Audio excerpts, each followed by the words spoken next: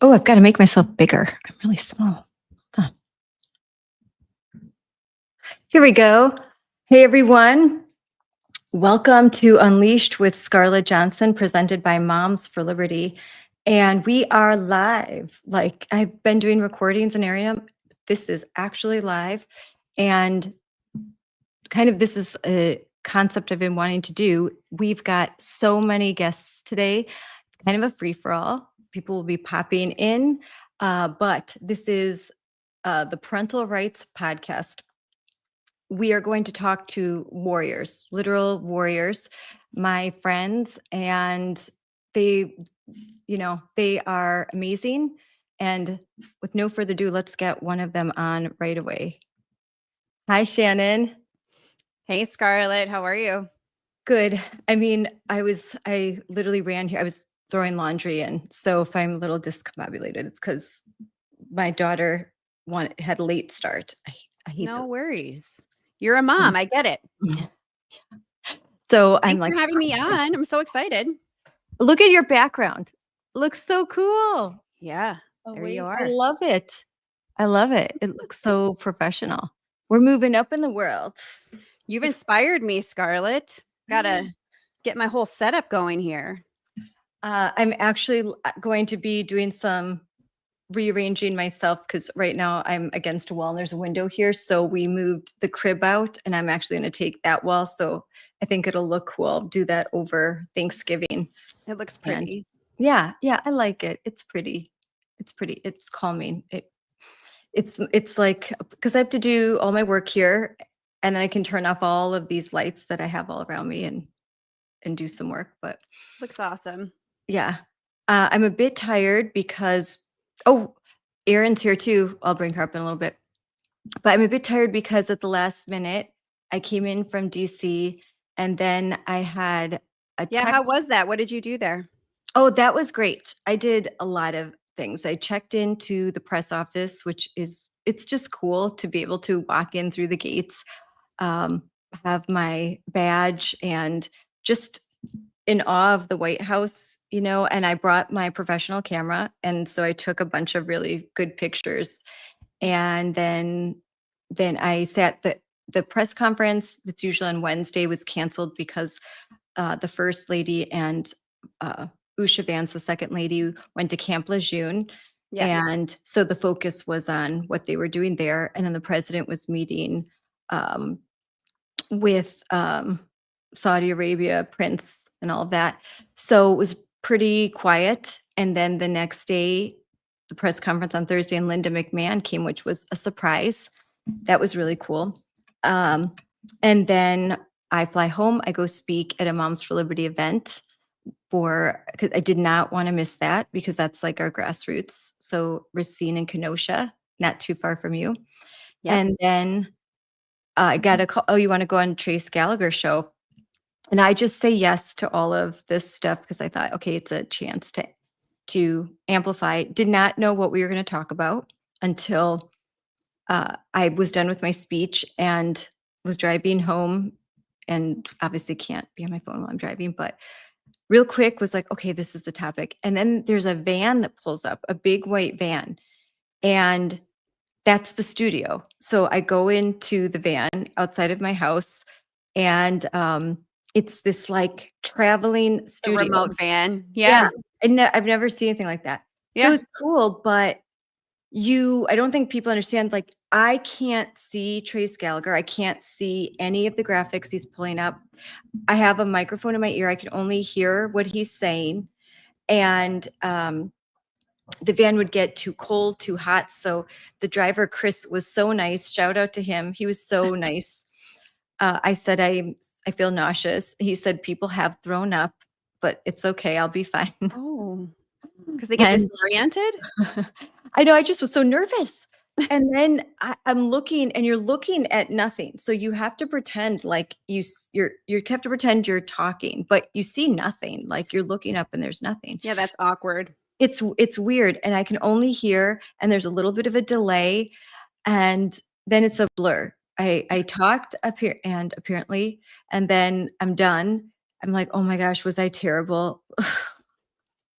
Did I just sound like Great. I'll check it out and I'll share it when you post it. I know, I'm waiting for it too. My husband recorded, but you could hear the kids in the background but it was cool. It was really cool. Treescale was really nice that when I got to talk to him, and they were starting to tell me what to do, and I hear in the background they're like, "Oh, she knows what she's doing. She does this all the time." It's like it's different doing the podcasting than these clips, right? You know the difference. Yes, it is different. Yeah. Like you've been on all the Fox News shows and Newsmax. Like I think people like you have 30 seconds to say something Very and quick. Yep. very quick, and you want to make it count, and everything's in your head, but when the lights are on you and it's like you're live, it's like my mind's going blank. What do I say? What do I say?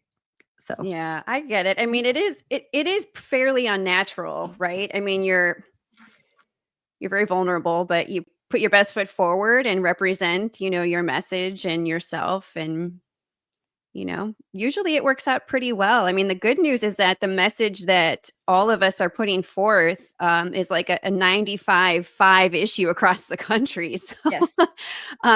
put on your lipstick, have your hair done. And I think America is really grateful when you bring team sanity messaging to mainstream media and to your platforms. So thanks guess for doing that, Scarlett. I can remove the banner that says show is starting soon because it started. I always forget Yes, that thing. it did So start. let's introduce you because you just come up and start talking. And so this is my friend Shannon Adcock from Awake, Illinois. And backstage, we have Erin Lee, and I'll bring her up in a minute. But I want you to talk about who you are and what you do in your organization. Sure. Well, I met you early on when I first pretty much ran to the barricades, Scarlett. So you're in Wisconsin, I'm in Illinois, and we met at a Defending Education event in 2021. So I was fresh off of, working to reopen schools here in Illinois. We had some of the longest lockdowns around the country, being in a super Marxist majority state with Governor Pritzker, the worst governor in history, at the helm. And so we were fighting against teacher unions, against unlawful mandates, and I ran for school board. And I know you ran for school board pretty much like right after me, I think. And we just became a thorn in the side of teacher unions and woke indoctrinators and woke bureaucrats and politicians. And unfortunately, I recognize, and I think this really resonates with a lot of parents around the country, we thought our elected politicians would represent us. We thought that the Republican Party would be these strong, bold fighters for our families. And at least in Illinois, they weren't, and arguably still aren't, with some exceptions. So I recognized 2 days after losing my school board race that we really needed an independent platform to elevate our voices and to fight all of this insanity for our children. And so in 2021, 2 days after that school board race, I started Awake Illinois, and it took off because people were so hungry, Scarlett, for team sanity, for ethics and policy, for lawfulness. And a lot of people were looking around and saying, this is crazy. We have to do something, but people maybe didn't know how to get organized or didn't have, a platform to elevate their voices. So we started it for them. And I'm so grateful I found friends like you at the barricade, and you haven't stopped for 1 second. There've been highs, there've been lows, but proud to be a thorn in the side of woke. Yeah, I mean, Wisconsin, we actually the GOP, the head of the GOP right now, Brian Shimeen, is a very good friend, and he's my mentor. He became the chairman of the GOP just a few years ago, but when he was just working for the state party, he met me and some of the other moms that I was working with at the state convention. It was the first state convention we'd ever been to, so we're all like bright, like, wow. And he met us, talked to us, and right away he knew that this is big. Like this could win us elections. That's powerful. And at that time, Brian Shimeen was a guest host on a very popular conservative radio talk show in Wisconsin, mostly southeastern Wisconsin. And he had me on. And that kind of catapulted where, so that opportunity to get on the air, I realized early on the power of media, Yes. getting on the air and other people they can hear you. And so Brian got calls like, who was that? Who is that mom? Like, she was fiery. Oh, I liked what she had to say. And so that kind of got started. Now, there were members of the GOP that were not forward thinking, that did not think that they should get involved in school board races or nonpartisan races. And what happened was eventually a lot of us basically started to join our county party, run and win elections. And then now I think the vast majority of local GOP participate in their local school board elections, and they support candidates, and they know what time it is they're involved. So I think because Wisconsin's been a battleground state, we've been really lucky. I'm happy. It's not perfect, but I think a lot of the leadership of the GOP is very supportive of the parental rights movement. Just we don't have a lot of money. I mean, it's just slim pickings. So yeah, I mean, JB Pritzker pours millions and millions of dollars into statewide elections to get Democrats elected, but there still have been outliers who've been able to grassroots campaign and get in. But I haven't seen as much unification that you've experienced in Wisconsin, where the GOP realized, okay, we really have to lean into this. I think that the old guard of the establishment of the Republican Party in Illinois is still very fearful, and it's safer for them to talk about crime and taxes, which, granted, there's plenty to talk about in Illinois. I mean, we've made national news for both of those things, but the parental rights movement is a very unifying movement, and it is a hot button issue across the country. So when you're in Illinois and you've been losing for decades, what do you have to lose? Start working with grassroots organizations like Awake Illinois, Moms for Liberty, and all these people who have not been canceled by woke and by the clown cars and by these, radical crazies.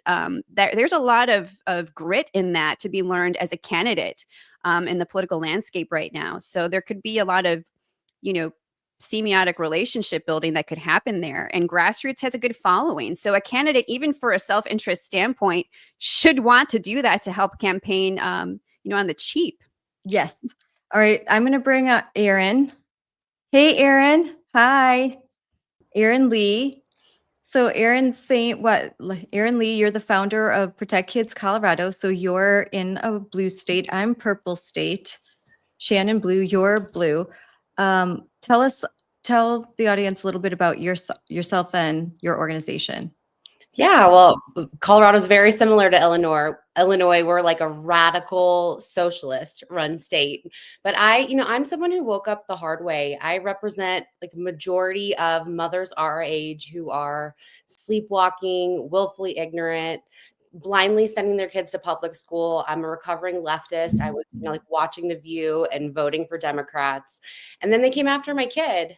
And it was just, I was punched in the face with the reality of what's happening in our schools. And, for a year, we focused on saving our daughter from the gender cult. She was 12 when she was lured into a secret club and transitioned and sexualized by predators and connected online to them. And when I spoke up about it, I thought, surely someone's going to agree with me. This was bad. It shouldn't have happened. And everyone was against me. The school sent Child Protective Services 48 hours after I found out that they had been grooming my daughter and objected to it. And so no one was on my side, except, as Shannon alluded to, the grassroots parents who were already paying attention and who stepped in and were like, here's how you FOIA, and here's how you expose what's happening. And this is how we fight back. No one's coming to save you, but we're here for you. And so when I went public about what happened with my 12-year-old daughter, so many parents came forward. There was, dozens of parents in my school district. I've now helped thousands of parents who've had kids fall into this wrong sex confusion at the hands of their groomer school districts, and they're desperate for help. So I co-founded Protect Kids Colorado to push these ballot measures because, as Shannon knows, in a blue state, your legislature cannot help you. We have a super minority in Colorado. We are truly run by radical socialists. And it's almost like gender ideology is like our state mandated religion. We're fighting with California to see who can come up with the most insane, radical, unconstitutional law. that just strips parents of our rights and forces gender ideology down everyone's throat. And so we're taking matters into our own hands. It's really a We the People movement to pass citizen law and take our state back. So, first of all, a little bit, and I know it's you, I've heard you speak before so powerfully about what happened to your daughter, but how did they start to groom your daughter? And then a question to both of you. What recent legislation have you been able to block? Because I know both of you have successfully, even despite all odds, you've been able to successfully stand in the way of some pretty big legislation. And so go ahead. So how did they start to groom your daughter at 12 years old? The grooming started long before that. And it's sometimes so subtle, it's undetectable. It's, the pronoun conversation, reading assignments all about transgenderism. Like my daughter got assigned a book called George at 11 years old. I didn't even open the book. It looked so harmless. And then I would later find out it was all about a little boy transitioning. He talks about cutting his private parts off and watching pornography. And this was assigned reading in her English class. And so it was happening right under my nose. And I had no idea. They were normalizing gender transition, having, sessions about suicide prevention, but really they were just talking about gender ideology. And it wasn't until this club, which was, insane. They brought in a group called Skittles. That's 2 to 11-year-olds is their age range to groom. And they did it all in secret intentionally. Talked about polyamory and puberty blockers, and it was so overt. And then when I spoke up, I was insane. I was the bad guy. Like, how dare you draw attention to this important programming because of all the kids whose parents are not supportive. So it was happening for years and I had no idea. And it wasn't until she suddenly proclaimed trans identity that we woke up really fast. So you told me a little bit when we were in Chicago at the Defending Ed conference, the area that you live in. I think that's relevant, and you might want to share, like, who are the billionaires that live where you live in Colorado? Yeah, well, they actually work alongside the Pritzker family. I live in Fort Collins, Colorado, which is owned by Pat Stryker of the Stryker Medical Corporation. And she is one of the main funders of child mutilation, along with the Pritzker family, along with the Rothblatts. And she's just poured her billions. In fact, there's a great book. I have it on my shelf back here called The Blueprint. And I encourage everyone to read this book. It's about Colorado, but it's how 4 billionaires came in and flipped a red state to blue. They did it out in the open. They talk about it in the book. They're very, very open about this is how we did it. We just poured our billions strategically into school boards, city councils, county commissions, then strategically House seats. And they just went up the ladder and flipped the state with their billions of dollars. And so when I looked into my school board race here, the school district that I sued for what they did to my child, unfortunately, SCOTUS didn't take it up, but I know they're going to take the little John or Foot case. But when I looked into who was funding the school board race, it was the NEA, the AFT, the Obamas, the Rockefellers, the Strikers, the Gills. I'm sure Pritzker had his money in the local school board race as well. So they're investing in our communities right under our noses. And unless you follow the money and you could take the breadcrumbs all the way to who's funding them, most parents have no idea that kind of money's pouring in. So right here, I have the blueprint, how the Democrats won Colorado. And that's the book you're talking about, right?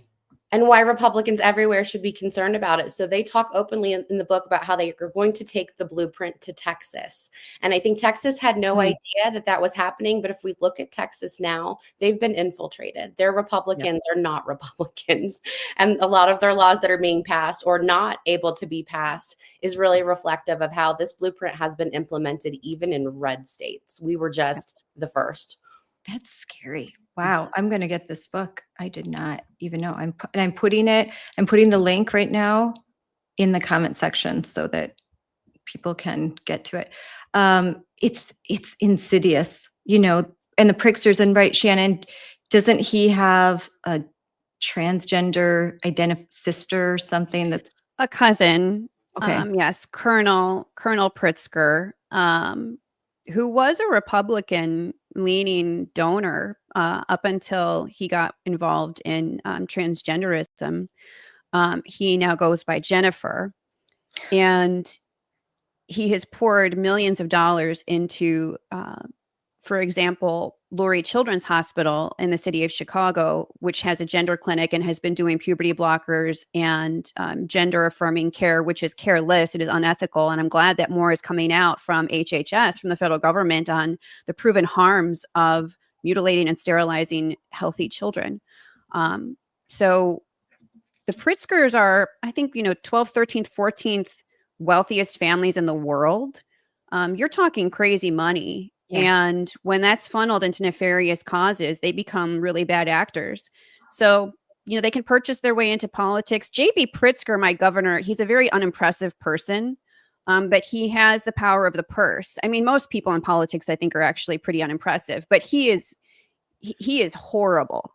And I think that, whether it is his cousin, who, by the way, Colonel Pritzker, has been married to 3 women and sired biologically 3 children.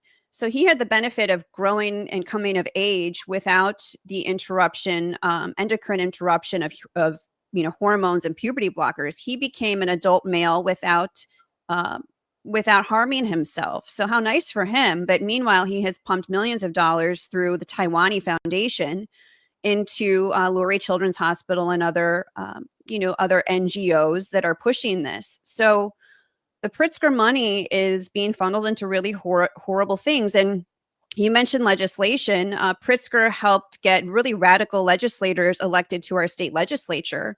One of them, Ann Stava Murray, who at one point was always in photo ops with him. I think they purposefully removed her from those photo ops because we scorched and stopped her radical bill here in Illinois, 4876, that was drafted to label parents like you, Erin, who are intentional parents, who are looking out for their children, trying to stop them from medicalization and from this grooming of gender ideology. If you try to do that and this bill passed in Illinois, the Illinois government would have labeled you a child abuser for stopping the process of medicalization for a confused child. So you think about where that could go. That could result in financial penalties or even DCFS taking your child away from you. And that actually was filed right before 2 days, the Friday before Super Bowl weekend. And I think that was intentional. And thanks to our advocacy, we started a video that weekend that launched. And it went viral because everybody during Super Bowl weekends, on X, and they're, posting things to social media. And so people started sharing this. And we put her face, this radical legislator, attached her name to this bill. And once people saw what it was about, they were very upset. And so this bill couldn't even get read in committee, which is a very early part of the legislative process, as many of you are aware. We scorched it so badly. And that was when I started doing live streams with Awake Illinois. And I had on people from all different backgrounds. And we all just came together to say we have to protect these kids. It didn't matter if you were gay, straight, Christian, not Christian, left, right, purple, blue, wealthy, not wealthy, rural, urban.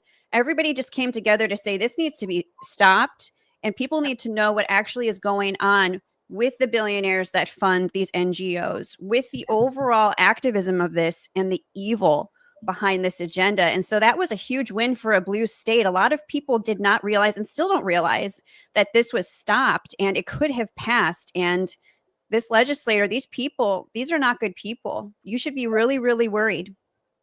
Yep. That was huge for you guys to stop this legislation, because it was an uphill battle. But that you were able to do that. And also with the homeschooling bill, what you guys did is working with Alvin Liu, you were able to kind of stop something before it started. And that's really important. It's really important sometimes that you've got to stop something before it starts, because once it heads off to committee, Erin, as you know, that's when it can get really hard. Yeah, I think it's important to point out too, that legislation, it would have put it into law. We had the same thing here in Colorado, and that's what we were able to stop. It was House Bill 1312, which is the worst bill passed, I think, in any state ever of all time. It is so blatantly unconstitutional. And I actually filed the first federal lawsuit with Defending Ed and Colorado Parent Advocacy Network and Do No Harm against that law. So we were able to strip that language that would have labeled parents as abusive. They actually defined it as coercive control, which is a class 2 misdemeanor, which is akin to like harboring someone for sex trafficking.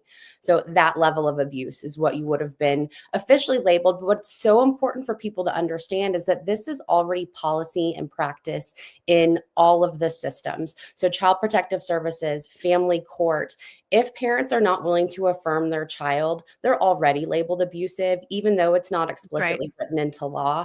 And so what's really been on my plate a lot lately is so many parents coming to me who have lost their custodial rights. It's mostly dads who, the moms are what I call transhausen. It's like Munchausen syndrome, where they're pushing their kids down this path of transition. And it's usually the dads in a divorce situation who say, no, you're not a boy. I'm not going to go along with that.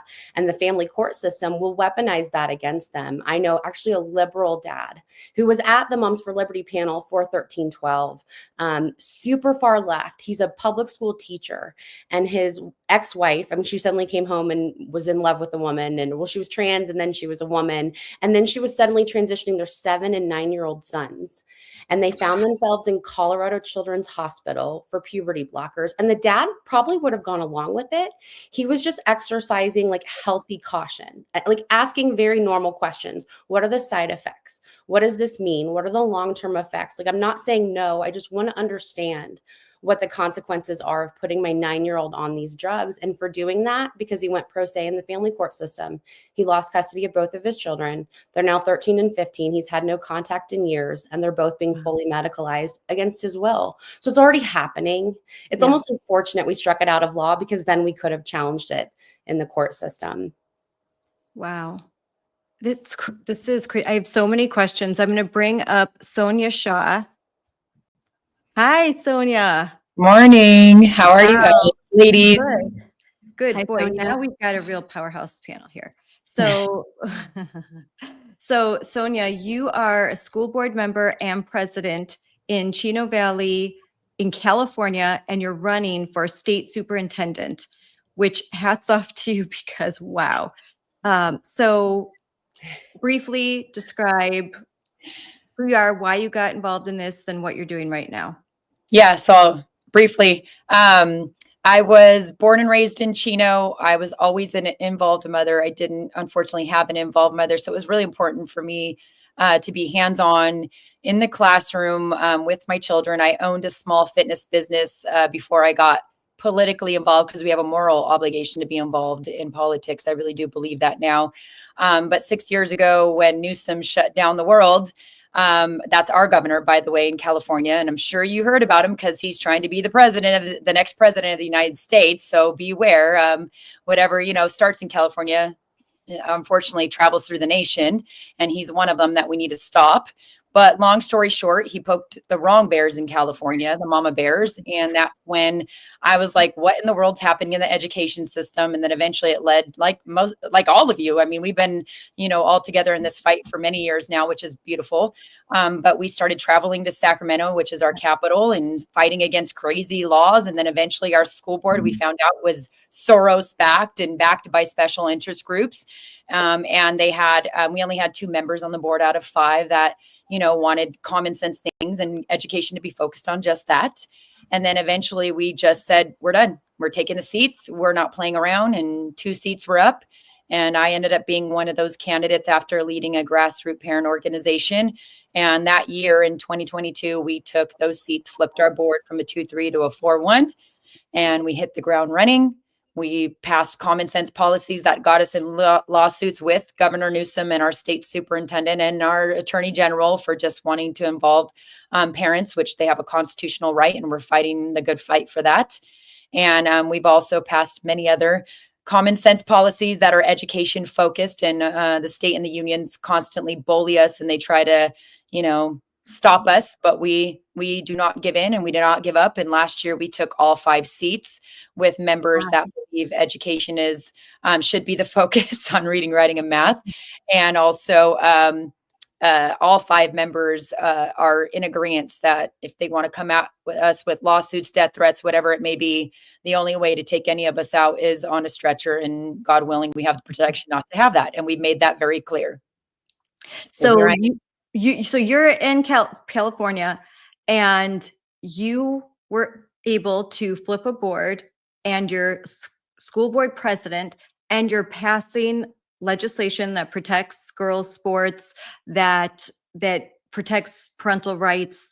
You don't you're not going to say there's 137 genders, and you're in California and doing it. So this is just a warning, because I just went and spoke yesterday, and in Wisconsin, where there is no statutory requirement to include gender, non-binary, transgender, there's nothing in state statute. It's male, female. So where we are still protected, because Republicans control the Assembly and Senate, we still have school board members that are afraid to pass policy that aligns with Trump's executive orders and that fall in line with the guidance issued by Secretary Linda McMahon, the OCR, the DOJ, and they're like, we're going to get sued.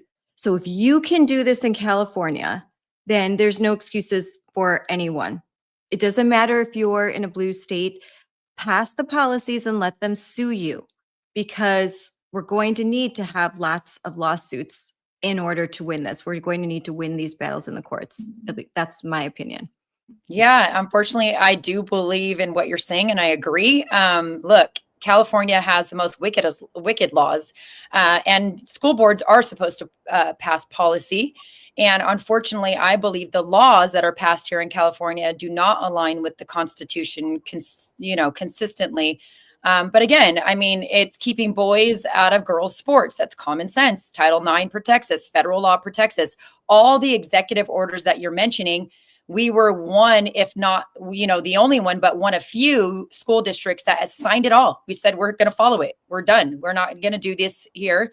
We've been doing that before the executive orders. Actually, a lot of the executive orders already aligned with the policies that we adopted and are being challenged by the unions and states. Look, California spends $130 billion on education every single year, and only 47% of our kids can do reading, writing, math at grade level. That is insane. And, I sat in federal court on Monday. I was the whistleblower to a required mandatory training that the California Department of Ed continues to pour millions of dollars into. I did the record request. We all know Defending Ed gave us great tools as mothers, how to do those things and get all the documents to show all the proof of what we're saying, right? And so I did that, showed all the documents, sending people under the education umbrella to Pride Fest. What the heck are we doing here? Like Pride Fest, when our kids can't read, and we're sending adults to Pride Fest and then developing this crazy training. The crazy training had embedded into it links and policies that said you need to keep secrets from parents in regards to a child wanting to identify as the opposite sex. I don't believe in gender. That's an ideology and a religion of theirs. And I believe that we should just be using male and female. Genders make believe and, let them use it. That's fine. I don't believe in their crap. So we are taking all that out of our policies. And again, back to federal court. I was sitting there. The judge restored my hope in honorable judges in California, because unfortunately, when we had our lawsuit, just wanting to tell parents if their kid identified as the opposite sex, Newsom and, all the rest of them sued our district for doing that. It was just saying, we're going to tell the parent. We're going to tell you, Erin. We're going to tell you, Scarlett. It was just simply that. And I, again, go back to federal court. The judge was drilling the state and they had no words, stuttering, eye twitching. They were, and then they said, this is the deputy attorney general on behalf of our California Department of Ed and our attorney general. This deputy attorney general was literally saying he was the bottom feeder. Like, really? That's what the state is saying to a federal judge? We sent the bottom feeders to go in here because that's how serious we take it. Long story short, it's just amazing that these two teachers, Elizabeth Marabelli and Lori West, are fighting the good fight, and we're standing behind them because they say, no, we're not going to keep secrets. And unfortunately, Was that recorded? Was that court, like, can I like find, was it? not, that judge is very old school. You're not allowed to have cameras. There's no recording, but the transcript will come out. And I guarantee that transcript will make history books, because it was very beautiful to see a judge literally defend parents' constitutional rights and put the state on this, like, pretty much in front of them. And the state looked this big. I mean, at one point when we had a break, I looked at those, attorneys, and I'm like, you guys are on the wrong side of history. And one of them says, no, I'm not. And I'm like, keeping secrets from a parent is on the wrong side of history, and you're going down on the wrong side of history. And he goes, I'm not going to engage with you. And I said, you already did. Like, too late. You already engaged with parents. You already got us involved. Sorry, dude. You're on the wrong side of history. And it's embarrassing that you're on this part of the side of history of telling parents they don't have a right to know. So I'm like, Mahmoud v. Taylor. I mean, that decision, that Supreme Court decision, and reading the whole opinion was great. Mahmoud v. Taylor, 6-3, parents have the right to opt their kids out of LGBTQI plus themed instruction in schools. And it reaffirmed parental rights. Yeah. Despite that, the Scarlett case, still, these districts are still doing this stuff, still. Well, Scarlett, the good news is, so Sonja, the resolution that you had provided is basically a template to protect Title IX, to stop a lot of these really radical policies. Schools in Illinois are adopting that, but they're being very quiet about it. They're really doing it in the underground. They're not taking to media, and I understand why.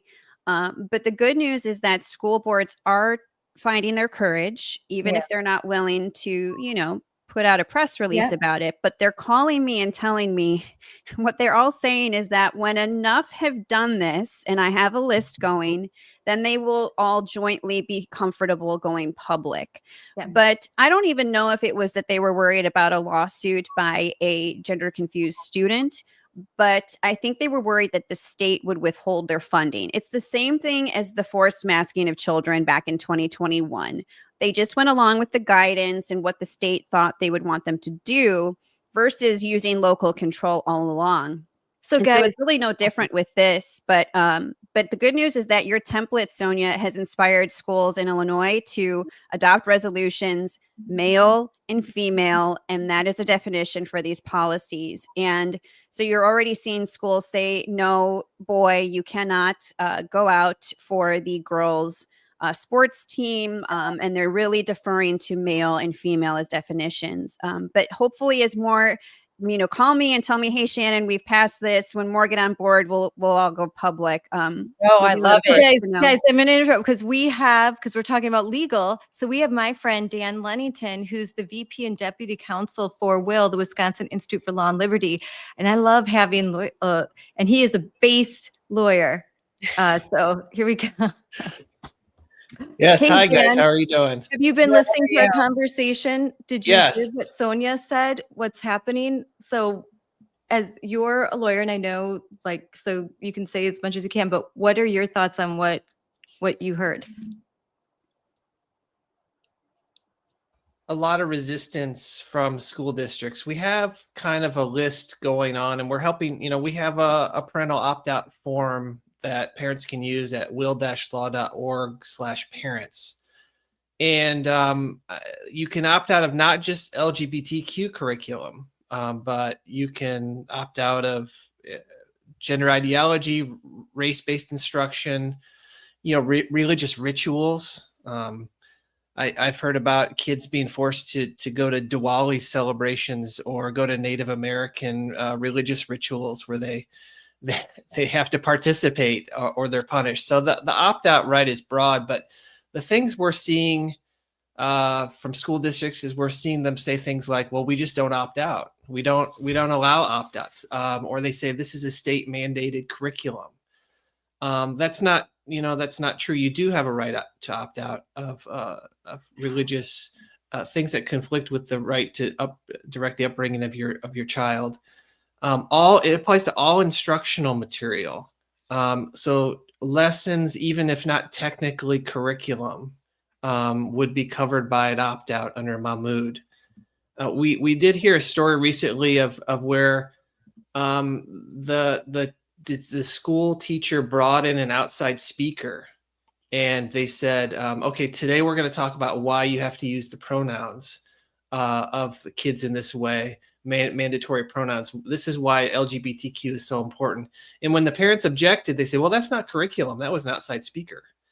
So there are all sorts of little games they're playing. Also, school districts also say you must use our form. Right. We don't honor blanket opt-out forms. We've heard that. We've heard also schools saying things like, we don't do any of that stuff, when you know they are doing that stuff. Also, they'll say things like, well, we already have a sex ed opt-out. Which sex ed is different than LGBTQ curriculum. Or even mental health screenings. That's something that's being pushed heavily in Illinois too. Yeah, and I was just horrified. Scarlett and I were at a conference a couple of weeks ago, and I was horrified to learn in New Mexico that they have these community schools where they actually have like healthcare inside the schools. Yep. I didn't even know such things was possible. I'm working in this space, and I just thought that's horrific. The parents never going to know like what's going on. Tons of money of grants to get that here in California, and partnering with people like Planned Parenthood. I do want to mention with the Mahmoud case, our district, this is why I'm telling people, like, you could do the right thing and the state can't really touch you. And if they do, it's only going to bring awareness. So let them touch you, because then you have great attorneys like you. But we've already had a policy long before that case took precedence. And what we did when that case took precedence, we just brought our policy back out and we just cemented that into there. And it helps us because that policy says any controversial issues, which includes the LGBTQ, which is legislated into curriculum here in California, unfortunately, parents have to be notified. Kids have to be given the right to opt out of it. And that includes putting propaganda in the classroom, hanging all over the classroom. Well, did you notify the parents? And what is that being used in the curriculum? And did you give them a way to opt out? So we've been very aggressive at putting out what I call these union activists that are pushing this, I don't know what nice word to say about it, this garbage into the classroom. We just use it as our tool to say, nope, you're doing it wrong. You need to do the right thing. And parents weren't notified. So sorry, you can't do that. And if they continue to, defy, we all know what that means. They're unfortunately, again, in California, to get rid of a bad union activist. Because I don't like to say they're teachers. I don't believe they're teachers. Teachers are there to teach our kids and give them the tools, not indoctrinate our kids. But again, we continue to do everything we can to send the message. You're not going to do that here, especially in our district. But I think we have an opportunity to take any state. And I love it because we all come from different states, right? But I always try to tell people, red states have the worst board members. They're just not aware of it, right? Mm-hmm. They're not. These people, this is a national agenda. This is not just California. Yes. This is not just Illinois. This is not just Colorado. This is a national agenda. And if we don't start waking up and paying attention to the NP, elected positions, the nonpartisan, we're in trouble, guys. Like you can get all the red legislators you want, all the Republicans, but if you don't have people in those nonpartisan seats doing the right thing, I mean, we're proof in California. Look at what's happening. We're making the Newsoms, the people that are going to run for presidency come off their throne and really show who they are. Yep, exactly. I mean, they wouldn't be exposed if it wasn't for the parents that decided to say no, right? Yep. That's Dan, so you true. described every roadblock that I have come into, which is outside presenter, state mandated curriculum. In Colorado, it's actually in first grade. They mandated, it was a House bill in 2019, that you must teach LGBT and Q starting in first grade social studies, which is history and civics class. And we don't have curriculum transparency in this state. So it's like, we're going to expose your kids. We don't even have to show you what we've shown them. I'm curious what advice you have for parents that hit those roadblocks, because I get that all the time from parents. Like, I sent them an opt-out, they're not honoring it. Or even state law requires that I must be notified of this survey, this very invasive survey. We have what's called the Healthy Kids Colorado survey, which asks your kids if they're trans 8 different ways, 8 different times. And parents are not being notified, and the schools seem to have no culpability for this. So I'm just curious what advice you have for parents who hit those roadblocks? Yeah, well, our sort of advice right now on the opt-out in particular is to try to work with the district and I know, we're all frustrated. We all know what they're really doing, but in order to really build the case, you have to really pin down what their policy is, because you could have provided an opt-out just to one teacher who was just being a jerk to you and saying, we don't do opt-outs, or we don't honor blanket opt-outs. And it's actually this, if we haul off and sue them, they would say, oh, actually, that's not the school district policy. You should have gone to the principal, or you should have gone to the school board. So we're telling parents, working with the school district in order to drill them down and pin them into a corner and say, okay, are you really saying that you're not allowing us to opt out of this curriculum? Is that what your position really is? So we have to really define what the position is of these school districts, make sure that it is actually their policy, and make sure you're actually getting the right decision maker. Once you've pinned it down, we're looking for plaintiffs to sue over Mahmoud, where schools are just absolutely not honoring it. On issues like, curriculum, though, there is, the PPRA has a right to inspect curriculum. There are other federal statutes that give you right to your student records, like FERPA. So it's not just Mahmoud. There's all sorts of tools in the toolbox for parents to go after these school districts and make sure that they're complying with law. So, our sort of global position right now is just try to work with them and try to nail them down. There's going to be some ups and downs. There's going to be some bumps in the road, but we have to identify these districts that are just absolutely saying, no, we're not going to tell you when we're going to trans your kid. We're not going to tell you when we're bringing in the drag queen story hour. That's we're looking for, those types of cases to bring where they're completely stonewalling you. And may I add to that, it's so important for parents to have a paper trail. A lot of times these conversations with parents will happen by phone, or they'll invite parents in and it'll be the attorney, the counselor, the principal, and it's almost an intimidation tactic, and everything's off the record. So I would encourage parents, ideally a dad. If there is a father in the home, I think it's really important when the dad steps up and starts communication with the principal to ask those questions and to build a paper trail. I think there tends to be just a better response based on my experience when I've mentored parents. And think of everything as if you are eventually going to have to sue the school district. I don't like to have to, support being litigious for litigious sake, but at some point it could come to that, and you should always have a paper trail. And if a principal calls you and stipulates XYZ, email the principal with a recap and say, to recap our phone conversation, you said that you will not let my child opt out because of XYZ. So you have to build a paper trail, and eventually, the precursor that I tell parents, and also a lot of times parents will just say, well, at Wake, Illinois, you're going to save my kid for me, right? No, that's not how this works. You, the intentional parent, are going to have to step up. And one of the ways I can really test whether a parent is serious about advocating for their child is if they have followed the whole process and they're still getting stonewalled, they can file a grievance with the school district. And you can put in the grievance report, it's almost like an internal police report, but, for the school, where you're saying that a particular parental right was violated or an opt-out was violated. That's going to be good, tangible documentation for a federal civil rights complaint or for litigation later. And so if parents are really serious in taking this on, a grievance is a really good start to the process. And it does put the school on notice that parents aren't backing down and that they're going to follow due process. And if it comes to the point of a lawsuit, so be it. I want to mention that there is Rosalind Hanson, who is part of Moms for Liberty in Montgomery County, Maryland, and she was one of the plaintiffs in Mahmoud v. Taylor, and that historic win, that reaffirmation of parental rights.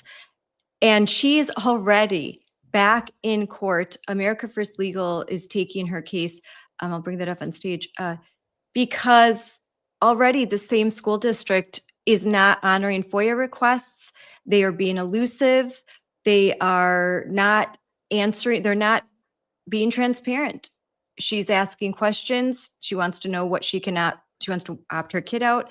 And already, the same school district that lost and was reprimanded by the Supreme Court they're already in violation. Dan, what does that say about the tenacity of these school districts that they continue to obfuscate? Even, they always say, "Oh, democracy, democracy." Well, they're flouting the Supreme Court. Yeah, we see this a lot. We've seen this a lot since 2020. I work a lot in the DEI space, and that is another area where not just schools but businesses will just dig their heels in and say, "We don't care that the law says you can't discriminate based on race. We're going to just keep doing it because we think that's super important." And I think that these teachers, for the most part, have been trained so much that that they think they're saving lives. Mm-hmm. They think that there are all these kids out there that without their protection, and they need to be protected from their parents. Let's just make that absolutely clear. That they're the heroes in this story. They have put themselves as the center of the story. They are the heroes, and they're out there protecting these kids, making sure that they grow up to know that their gender is fluid, that they can have whatever morality or no morality in the world, that the virtues that their parents taught them are probably wrong and old-fashioned and discriminatory.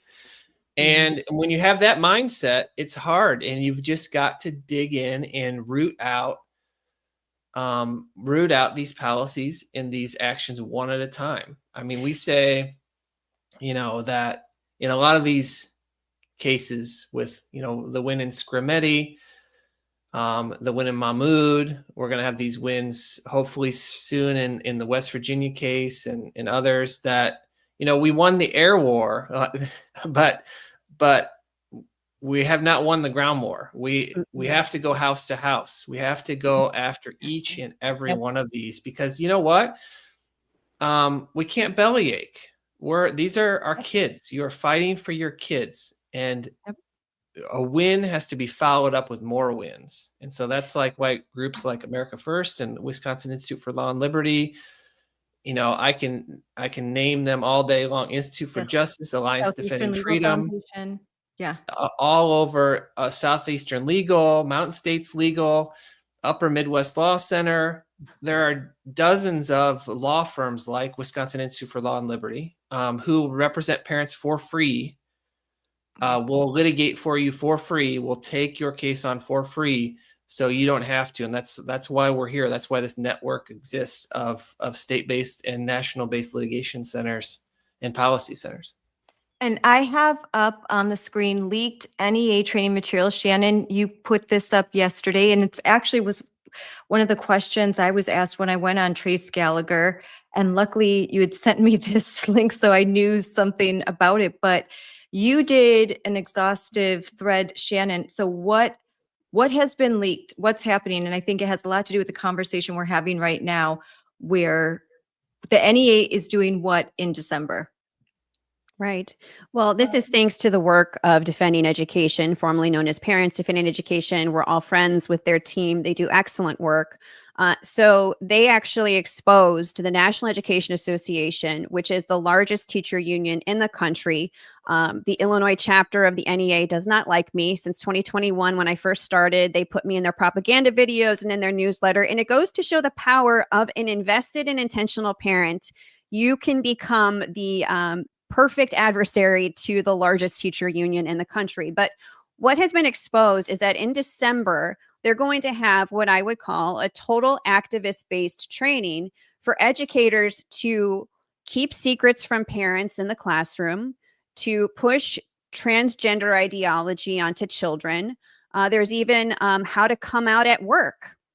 So all of this sexuality-based identity politics stuff, there is no discussion of literacy. There's no discussion of dyslexia or math. And in the state of Illinois, we have 30% proficiency in reading.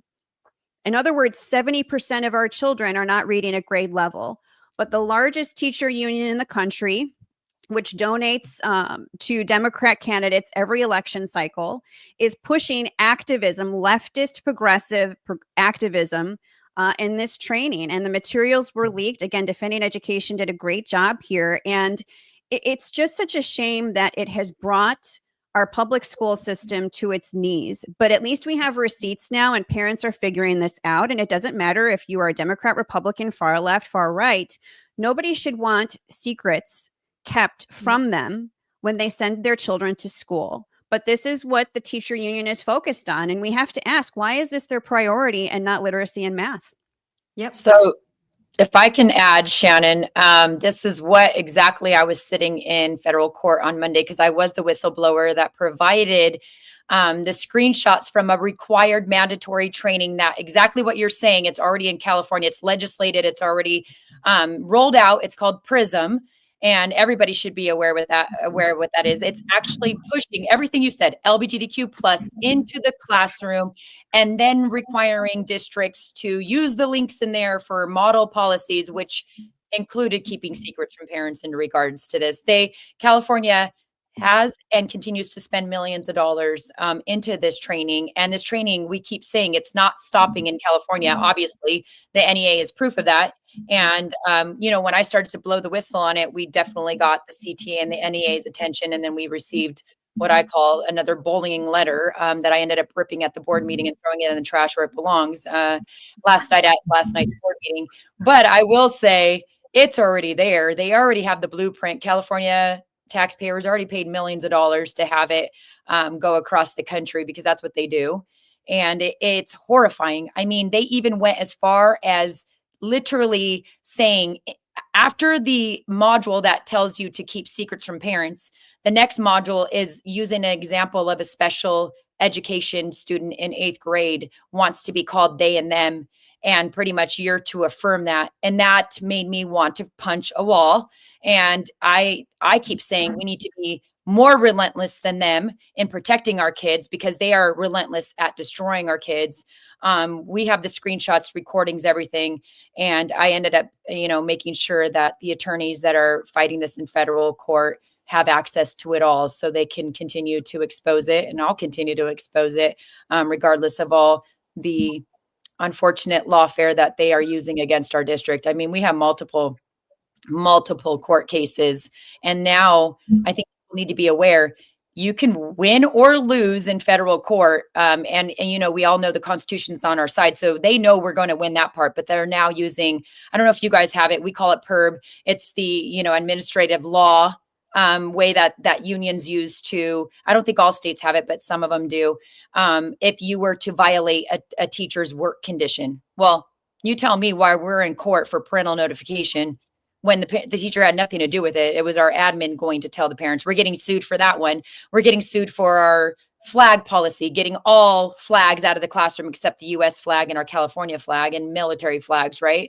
We're getting sued for every common sense policy you can think of. And if we're not crazy, they're a total activist arm. They aren't even for teachers. I've talked to teachers. They've stopped giving dues to this organization because they don't help them when they're in a pinch either. They're not for students. They're not for teachers. They're not for education. They're for far left activism. But can I just read to you one of the pages? And again, if you go to defendinged.org, you can get all of the leaked materials. But can I just read this page 45 of this leaked material? Architecture of a race, class, gender narrative.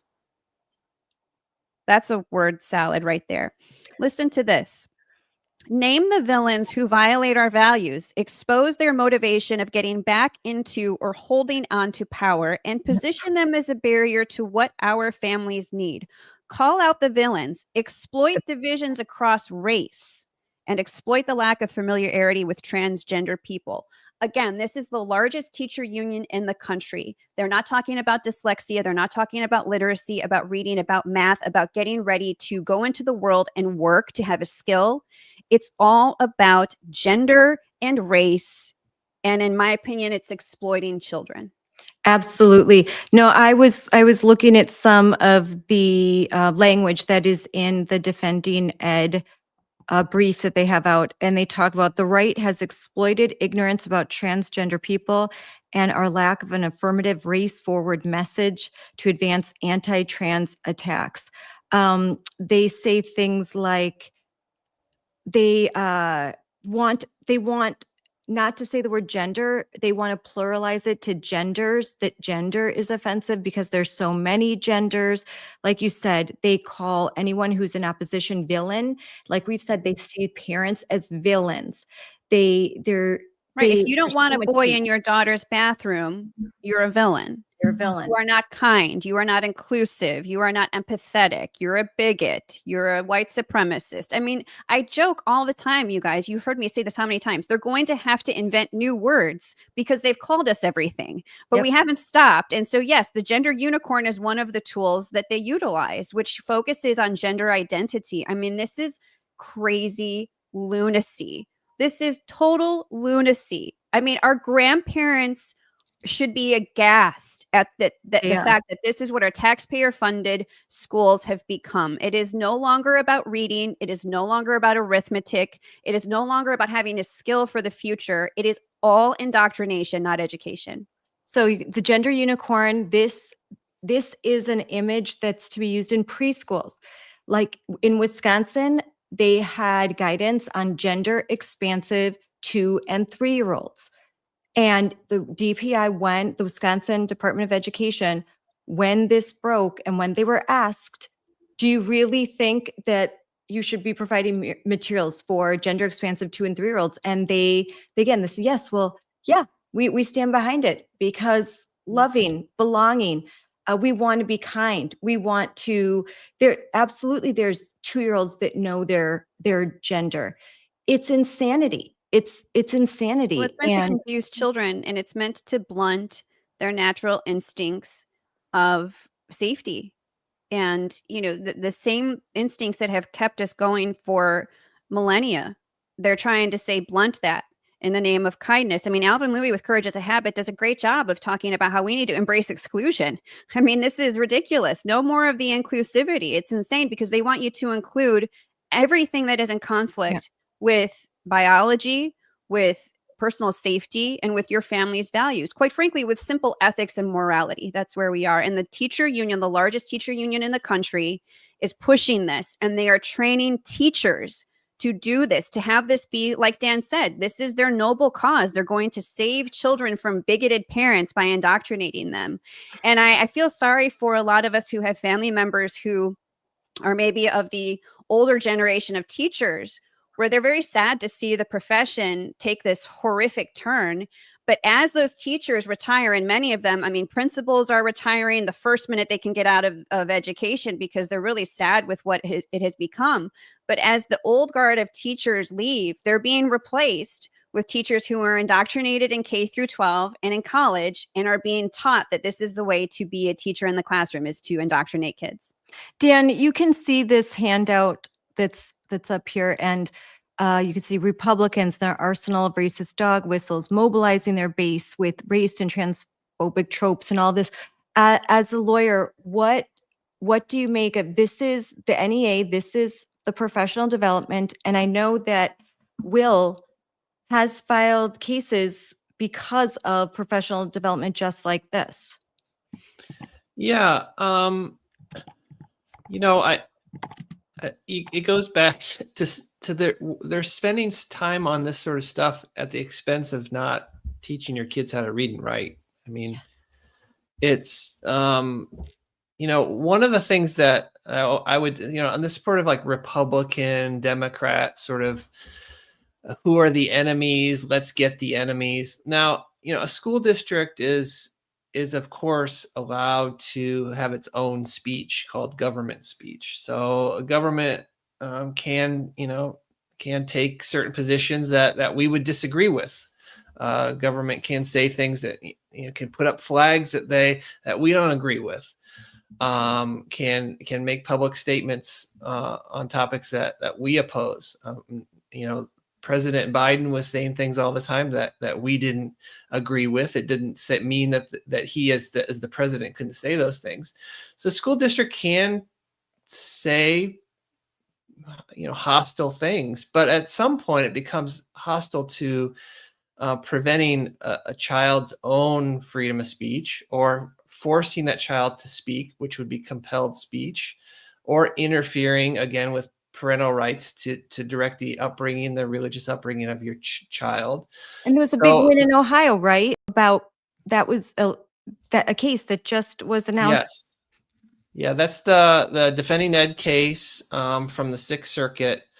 It's called Parents Defending Education versus Olentangy. It's Olentangy School District. So in that case, there was a school district policy against bullying and harassment, which allowed punishment of school children for, quote, knowingly using pronouns contrary to a student's gender identity. And so parents sued, claiming freedom of speech. They lost, and they lost again. And the case was taken up by all the judges on the Sixth Circuit Court of Appeals. So 17 judges heard the case at once. That's called en banc, when the whole Court of Appeals hears it. And 10-7, that was the vote. The vote was 10-7 to strike down the policy based on freedom of speech. So the legal issue with pronouns in schools is whether the speech at school is disrupting, causing a material and substantial disruption. So you can think of a circumstance in which a student at school was saying things that was basically just disrupting the class, right? You could punish that student. You can punish students for disrupting the class. You can punish students for disrupting the school. But this started back in the 1960s in a case called Tinker versus Des Moines. And in the Tinker case, little Mary Beth Tinker, who was 15 years old, she wanted to wear a black armband to school to oppose the Vietnam War. So bless her heart, opposing the Vietnam War, exercised core First Amendment freedom of speech issues. And her brother were suspended from school from just wearing black armbands. That case went up to the U.S. Supreme Court, and the Supreme Court famously said, it can hardly be argued that either students or teachers shed their constitutional rights to freedom of speech or expression at the schoolhouse gate. So students don't shed their constitutional rights when they walk through the door. Mm-hmm. And so the test has always been, since that case in the 1960s, has been, does the conduct actually cause a material and substantial disruption? Well, this school district in Olentangy, they didn't even put on any evidence. They just said, well, bullying is bad, harassment is bad. And so we're just going to have this blanket policy that if you call a transgender girl the wrong pronoun, then you are going to be suspended.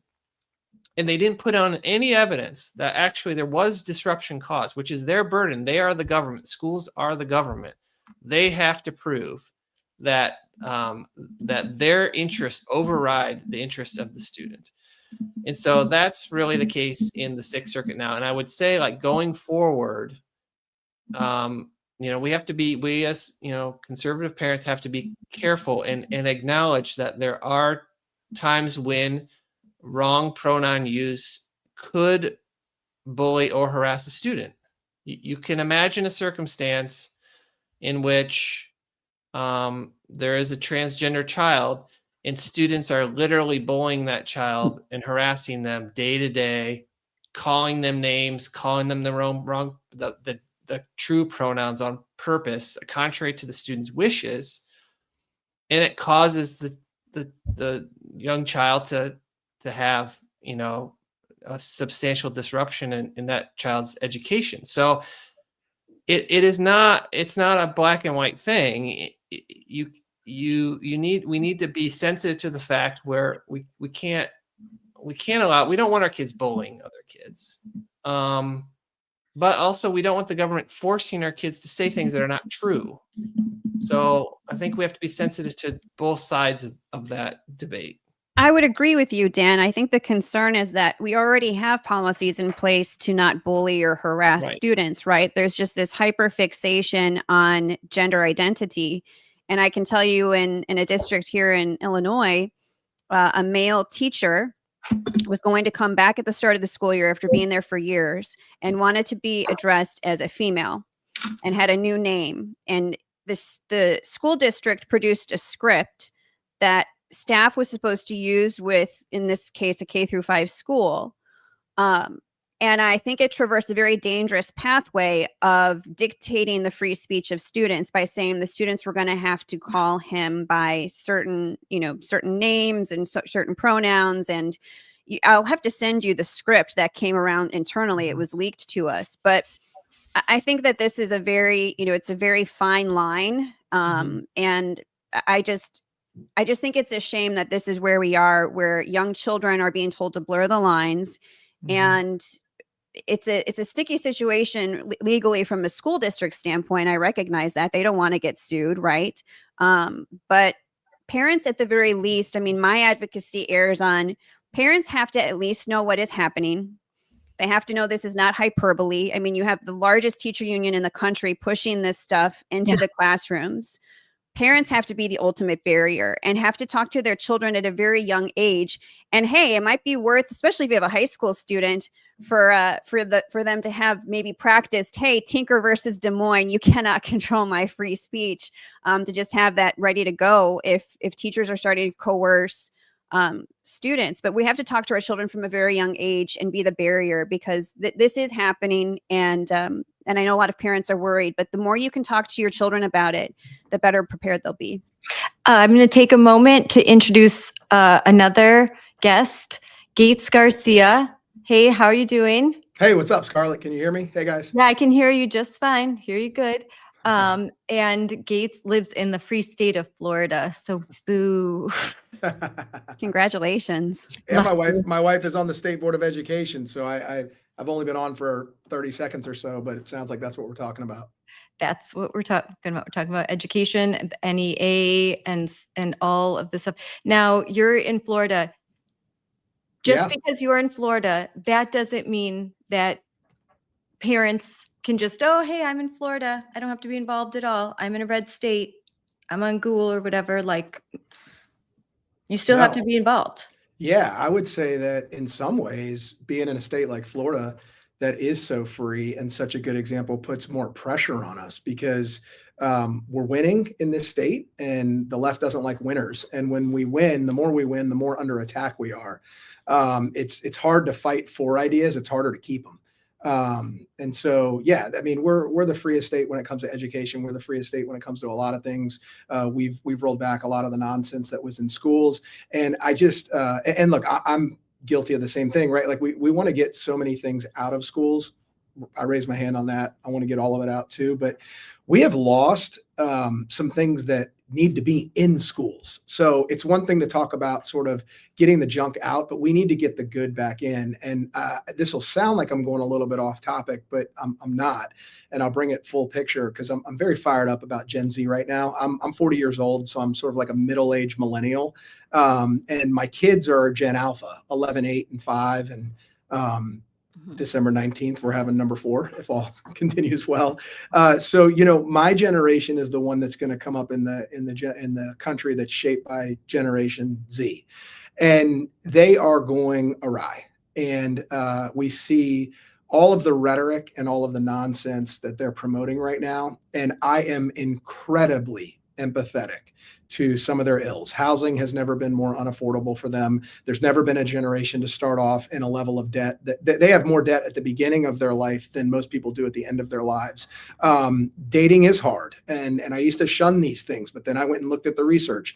Gen Z women are more liberal than they've ever been, and Gen Z men are more conservative than they've ever been. And a big reason for that, I believe, is because of what's been in schools and what's been taught to these people, that gender is not what it should be, and that men are evil and women, shouldn't start families and all that sort of stuff.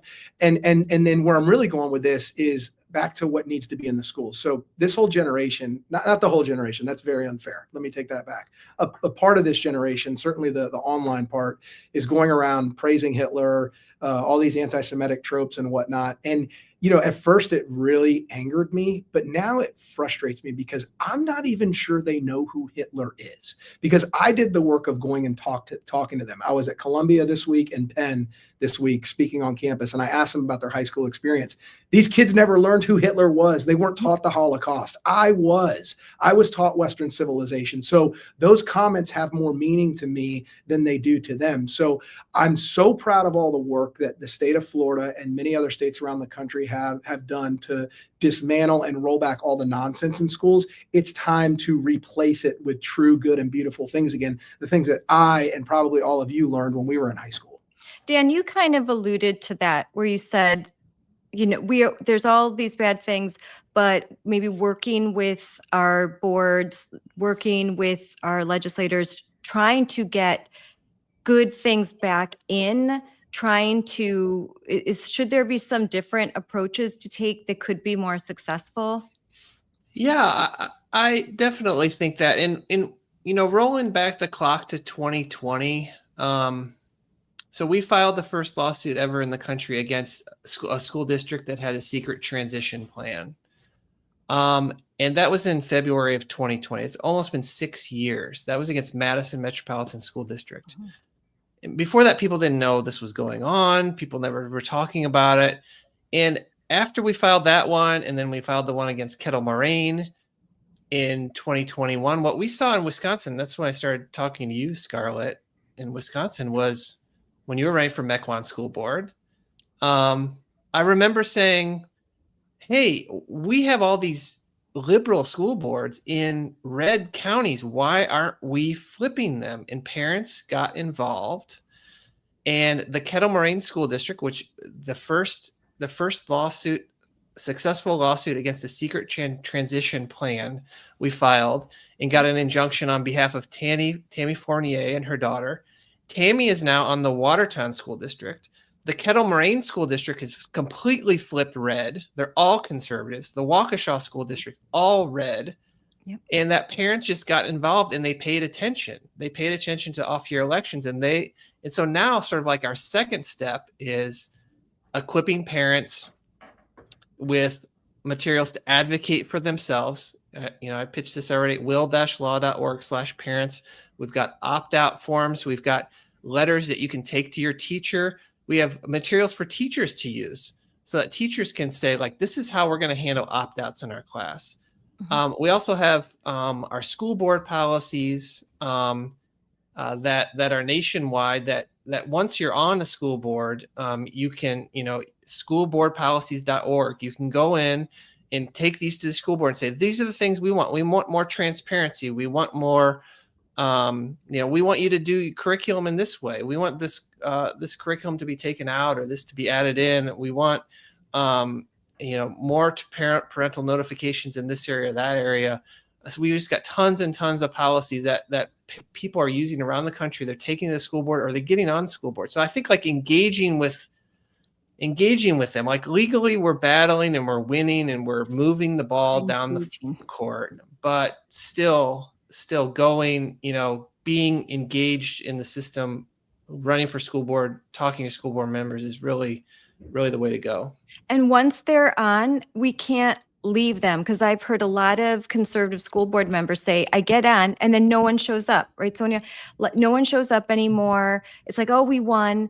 And then you're leaving these board members, some who maybe you've recruited, and they're newer to all of this and they've agreed to run. And then you're leaving them high and dry, getting attacked, because the left still brings, their band of crazies around and activists, and they've got unions and they've got all of this money and all of these outside C3, C4 PAC groups that come in, and then they're kind of stuck there, and it's demoralizing, and it's not something that they want to continue to do if they don't have the community support. And if you're always criticizing and not offering solutions. Now, like to what Gates was saying, in Wisconsin, we passed bipartisan legislation on teaching the Holocaust in classrooms. And that's something, because if kids don't even know what the Holocaust is, what happened, and they don't know who Hitler is, which I totally believe, because Sonja, you could tell us in California that in one of the top universities in this country, ranked 27, they've just discovered that 20% can't do second grade math, and 60% or so can't do 8th grade math, and they have to do remedial math. So so they're not learning math. They're not learning history.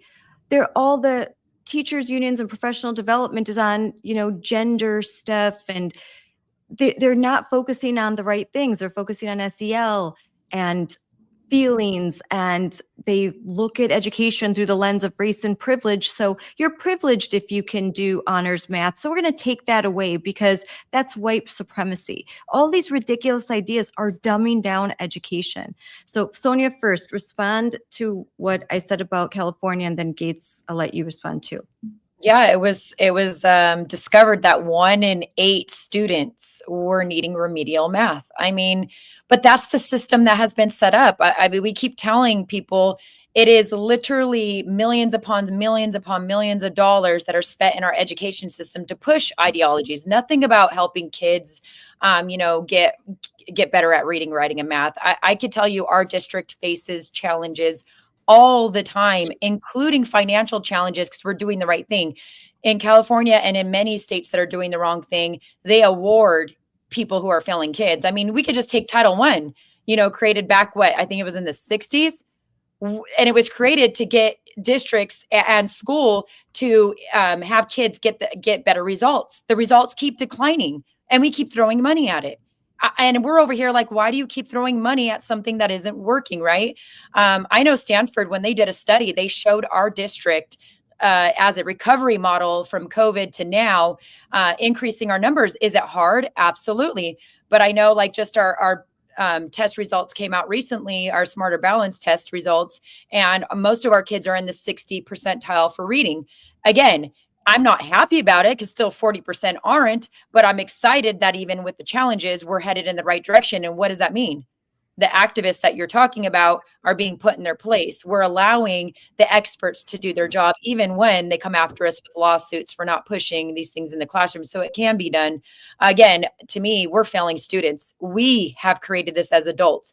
We are responsible for them going into these, 4-year colleges, this prestigious colleges, and needing remedial math. That's adults, responsibility. And again, when are we going to slap it down? I mean, we could talk about the math problem. Math throughout the nation, the results are embarrassing, right?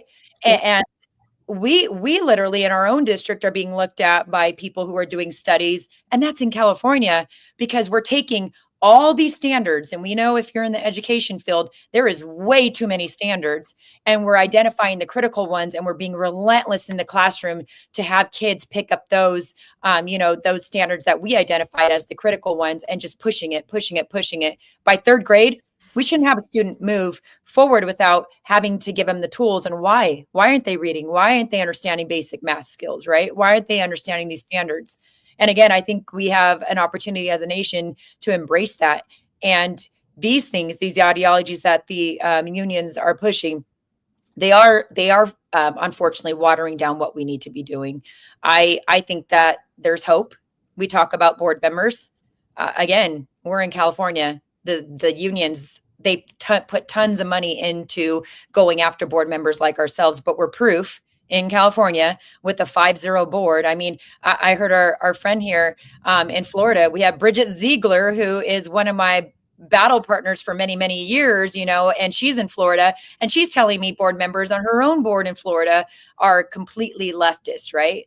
But here we are. I know I love this thing because I was on Trace talking about this, the 1 in 8 freshmen. But in California, with Brian Walters, you guys did a great job. Well, we're trying to get, honestly, teachers to understand their union is not protecting them. When you elect good board members, they're going to protect you. It's really embarrassing for the unions when the teachers are coming to people like me, asking me for help, asking me, hey, we need these tools, when that's their union's job to advocate for that, right? That means their unions are failing them. Why are you giving them thousands of dollars a year to do what? Let me show you what they're doing.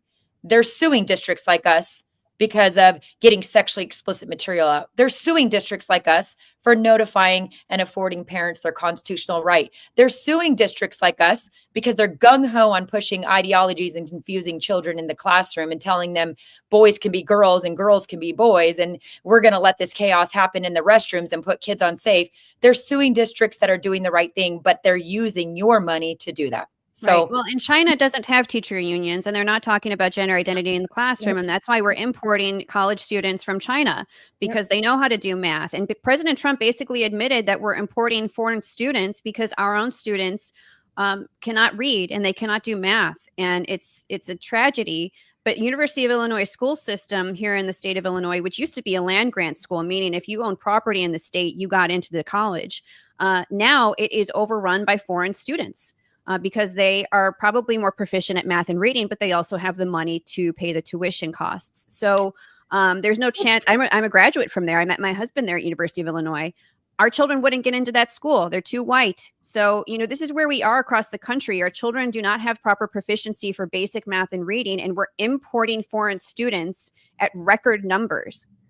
It's so sad how we have failed. I'm glad that you mentioned Gen Z. I have a Gen Z teenager, actually two, one's on the cusp, and then Gen Alpha daughter. I mean, I'm very sad for this young generation. I think they're getting totally left behind. And our country is saying, well, we'll just import. H-1B, we'll just import. And, too bad, so sad. You'll be in debt and good luck. You'll be in debt with a degree that is communications. And what are you going to do with it? My son just graduated from medical school, and I can tell you, there were a lot of foreign students. Can I hop in here, Scarlett? Yes, go ahead. So two issues, and we're talking about both of them. The first is sort of education levels, right? Like, I'm convinced that we're raising, I had a notion that we were raising the most uneducated generation of all time. And we can talk about whether it's the Holocaust or Western civilization, but hard data is hard data. And you all just, pointed out or emphasized the fact that, 1 in 8 kids need, struggles in math, and 1 in 5 kids can't write. I had Tina Deskovich, Scarlett, your founder, on my show last week, and we discussed how 1 in 3 kids in America are not at grade level in reading. So I don't know what other industry in the world that doesn't get measured by their outcomes. I mean, there's meritocracies in a lot of industries, but there's not in education. They continue to produce poor results. The results are getting worse, and they're not being held accountable. So there is a solution that we've implemented in Florida to hold them accountable. We talked about money. We talked about resources. Once they start to lose those, they will have to answer the call. They need money and they need resources. And in Florida, we have robust school choice. The rise of classical schools, of homeschooling, of mobility among schools in Florida is the greatest in the country. And that's allowing kids more flexibility and more options to run from these failing schools and get better solutions. That sucks resources out of those schools because they get taxpayer, funding for every student that they have. Now, the pushback on that, which I agree with, is that we can't leave kids behind. So if a large number of students flee those schools, and the poor ones or the low income ones or the unfortunate ones are left in those schools, and they have less resources and they get worse and worse and worse, that is not a good thing. We need to be able to do these things and lift the entire system up. So we've done something else in Florida. We've implemented the Step Up Scholarship. Everyone in Florida has access to an $8,000 a year scholarship to go to the school they want.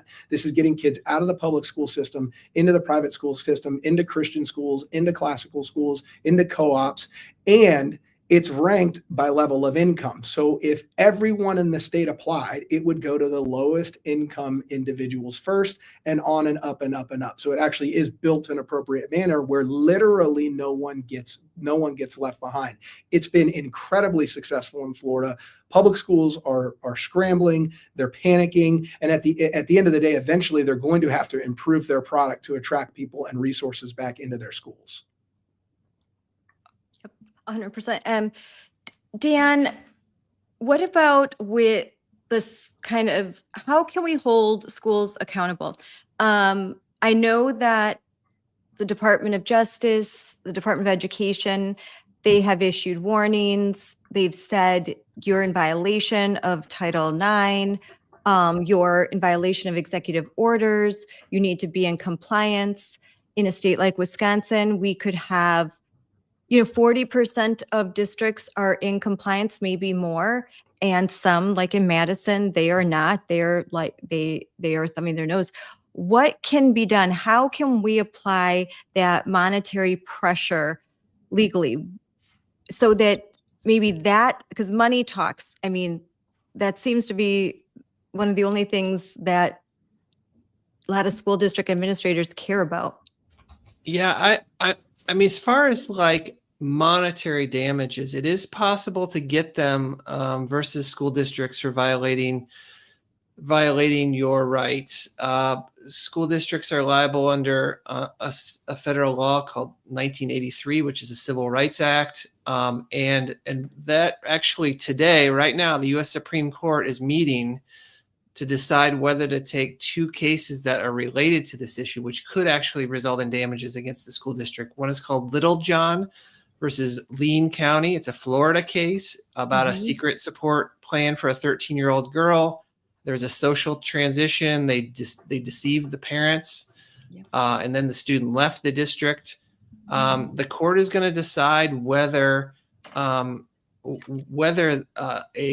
claim for violating the fundamental right to direct the upbringing of your child and direct the healthcare decisions of your child is violated by a secret transition plan. There's another case called Foote versus Ludlow, which is from Massachusetts, where a school counselor and a librarian secretly transitioned an 11-year-old girl. Those two cases, Foote, F-O-O-T-E, and Little John, are being heard in private conference today, and we should know, hopefully on Monday, whether they will take those cases. And those are two cases in which, as I said, if the school district loses, those are Civil Rights Act cases, which means that there could be damages against the school district and, of course, attorney's fees. And we've sued a number of school districts, and under federal law, we can get our attorney's fees back, and we have, which can amount to several $100,000. So yeah, there can be a monetary incentive to going after these school districts in civil rights cases. And on the other hand, the biggest tool in the toolbox is pulling away federal funding. Yep. So the Department of Education has the keys to federal funding for schools. So a violation of Title IX by a school district or a violation of Title VI. Title VI deals with race. Title IX deals with sex. And those violations can result in a school district just losing their money. And so in Wisconsin, I think it's about 10 to 12% of an entire school district's budget is federal. So that would get them, in a lot of trouble if they lose all their federal funding. So that plus civil rights lawsuits can be a financial incentive for them to do the right thing. So the civil rights lawsuits, that would mean that the districts would have to fear that if they secretly transition a child and parents bring a case and they win, that they can file now damages and they can get their legal fees compensated. That would be huge, because finally, I think they look at us and they look at the activists, and then they look at the parents and they think, even though I'm inclined to agree with the parents, I'm more afraid that what the activists will do to me. I'm more afraid of the pain that they can apply. And so they have to think, what's more painful, like losing a lot of money or just dealing with these activists that are going to bug me? And I think we could finally have a tool in blue states like Illinois where they may say, like, I don't care if we lose the money, but they do. They care. They just don't think it's actually going to happen. And so eventually it has to happen. Like, funding needs to be removed in order to finally have them come into compliance, because otherwise they're just like, whatever, not listening to what you say. Yeah, exactly. And I would just say, unfortunately I have to jump off here, but I would say that these possible damages against school districts for transitioning a child, I've heard that in the medical malpractice field that they start the negotiations at $10 million, against doctors when doctors have done surgeries on kids, and most of these are called social transitions, which just means changing your name and pronouns. But we have a case where there's been a binder given to a kid, which is not in my opinion, is not a social transition. A binder is a medical transition. Mm-hmm. And so once you have medical transitioning going on and these irreparable harm to these kids, I think the dollar amount is gonna go through the roof. And so it may be, you get a couple of $50 million verdicts against a small school district. That would be enough to get their attention. Sure would. I know you have to go. I did want to ask you, you can think about this later. I wanted to talk about the NEA, the fact that it has a federal charter and what that means legally. Like, what can we do if the NEA is going to do this stuff? Is there something that we can do? Why do they have a federal charter? They're the only union that does. So we should talk about that, and I'd love to talk about the in January they're arguing the girls in sports cases, so we can come back on to talk about that. We'll do that another time, because those were my other two questions, because those are big. All right, thanks Dan for coming on. Bye. Thank you. So Gates, this is all, you're in Florida, so when you hear some of the stuff that's happening right now, even though Trump's been elected, thank goodness, and the executive orders, but right now there are blue states where chest binders are given out, where secret transitioning is still happening, where they still have the flags everywhere. They're still pushing the gender unicorn. They still have the boys competing in Michigan. Just this week, I believe it was on Wednesday, there was a state volleyball meet in which a biological boy was playing against the girls, and everyone knew it, and Outkick talked about it and everything. What do you think when you hear what's happening as a dad of girls? Yeah, it's criminal. I mean, it really is. We're robbing children, I would say more girls than boys, of their ability to fully mature into women.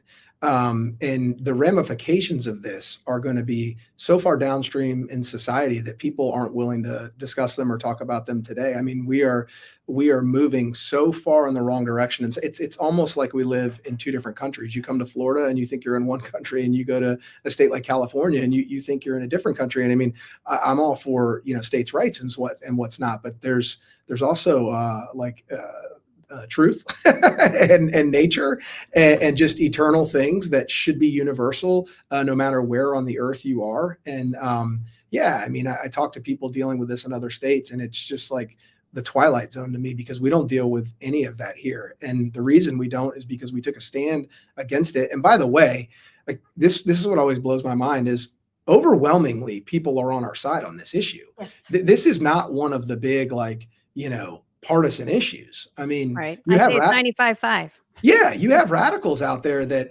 obviously are in the 5, but this isn't a 50-50 issue. This isn't even a 70-30 issue. Nope. So it's very confusing to me how we can't conquer this in all of these states. And we're now seeing it take a stronger effect on young men. We've come after young girls, but when there's no young girls left, what happens to the young men? And then what happens to the ability for everyone to start a nuclear family, which is the American dream and built this country and is the foundation that it sits on, along with the church? So, it doesn't seem harmful to that 5% that you just mentioned right now, or it seems empathetic, but you're actually the reverse of empathetic. You're actually, when you have empathy for someone, yes, you try to put yourself in their shoes. Yes, you try to understand the issues they're going through. But if you care about that person, you actually help them see a better way out of it if they need that. And right now, we're just giving into the whims of children because it's instant gratification. And we live in an instant gratification society. I think social media has rewired our brains to constantly seek dopamine, constantly feel, to seek happiness. Now, happiness is different than joy. Joy is long-term. Happiness is transactional. And anger and fear feeds the mind, and anger and fear are short-term emotions. Okay, joy is a long-term emotion, and all this stuff comes from a situation of anger and fear. It's the girl that's angry at the world, or the boy, and either one, and thus wants to transition because this world's not fair, and I need to get out of this world. Well, the other thing I'll add, because it plays into all my points, is we're just now seeing enough data. We've been in this long enough that we're seeing enough data where this is now becoming people that want to go back and reverse their gender transition. They've been in it long enough now. It's becoming the leading cause of suicide in our country. So when this was new to us, We were living through it like everybody else. Obviously, we knew it was wrong, but we didn't know all of the long-term ramifications of it. We're now seeing them.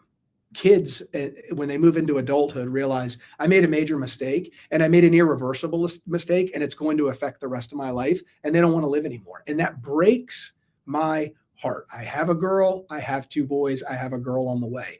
It rips my heart out. And the people allowing them to do this and abetting them and enabling them to do this, the doctors, the teachers, the administrators, they don't care about those kids. They care about themselves and what their little corner of society thinks looks good. Yep. We actually heard a federal judge tell the state in our position on Monday, all these people, the state superintendent, the attorney general, these kids kill themselves and they go on about their life and not give a bat of an eye, right? And that's the truth.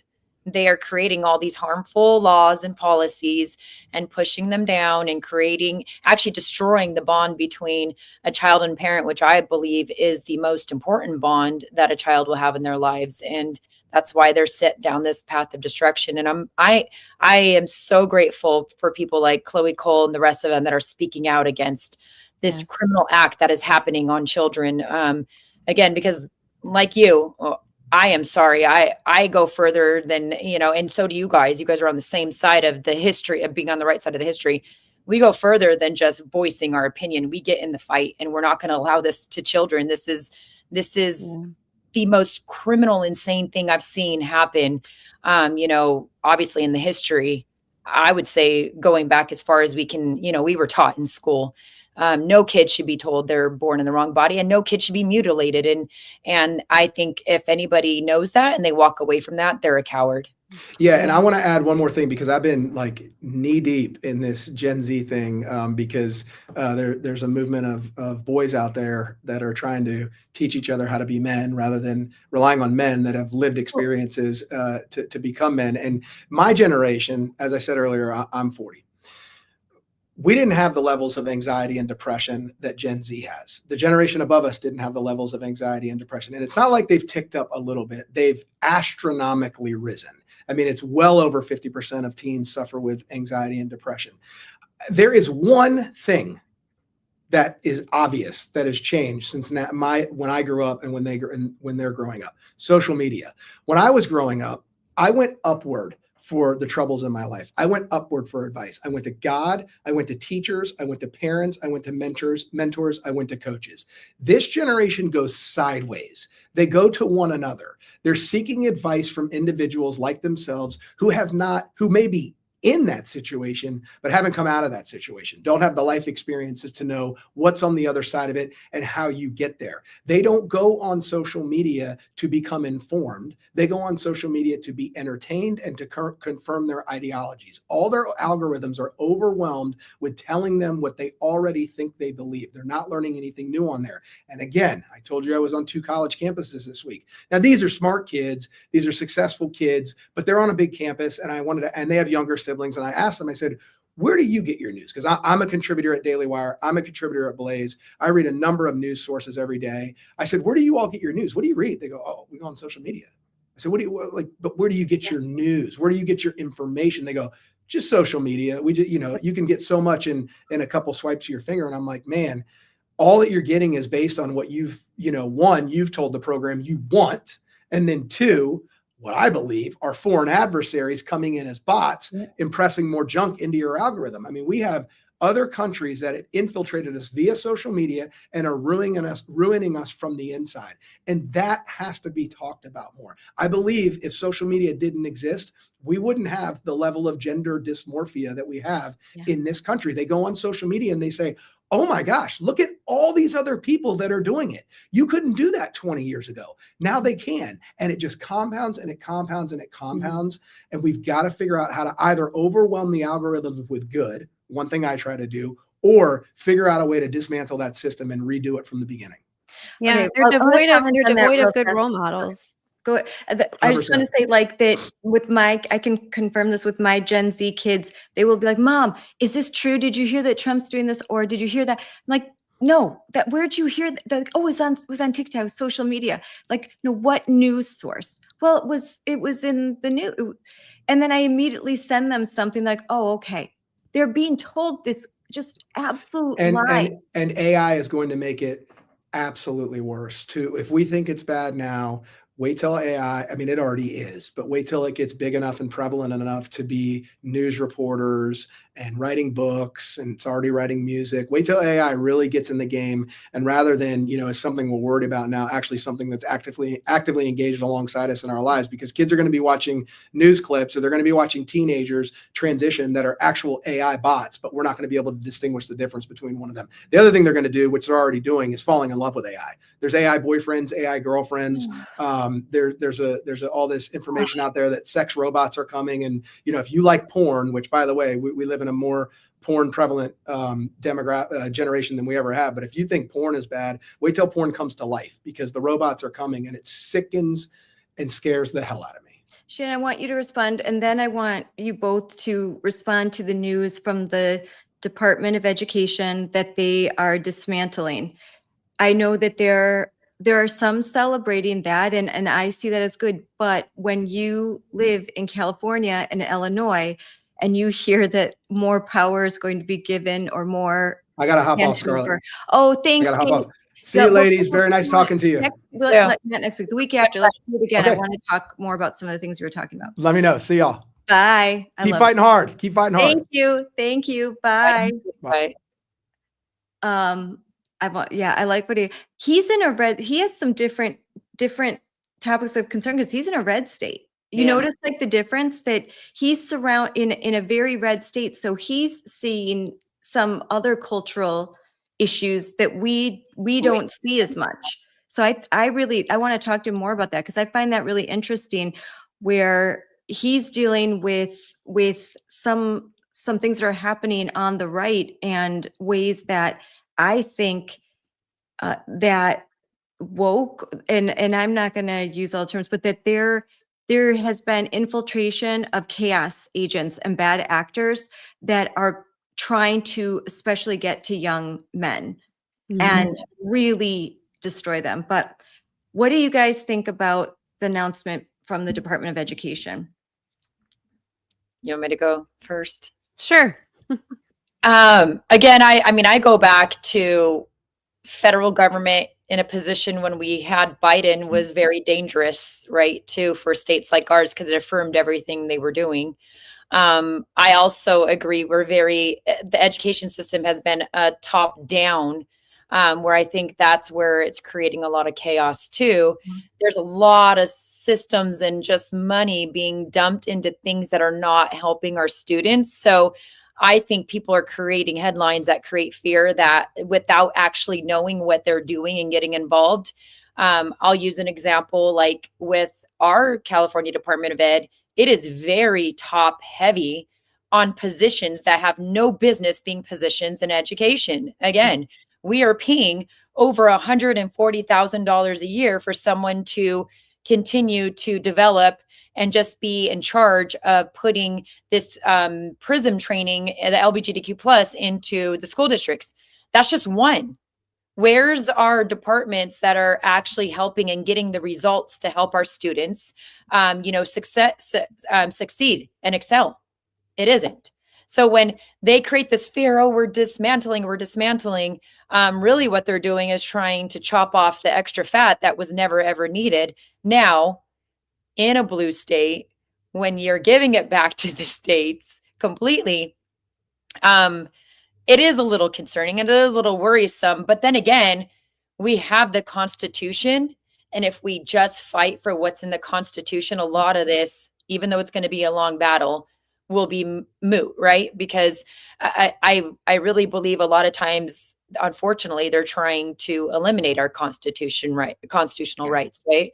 And if we go back to parents' rights, hey, that blankets over a lot of things. So again, I think it's a balance, right? Because even when Biden was in, he was literally trying to change federally Title IX.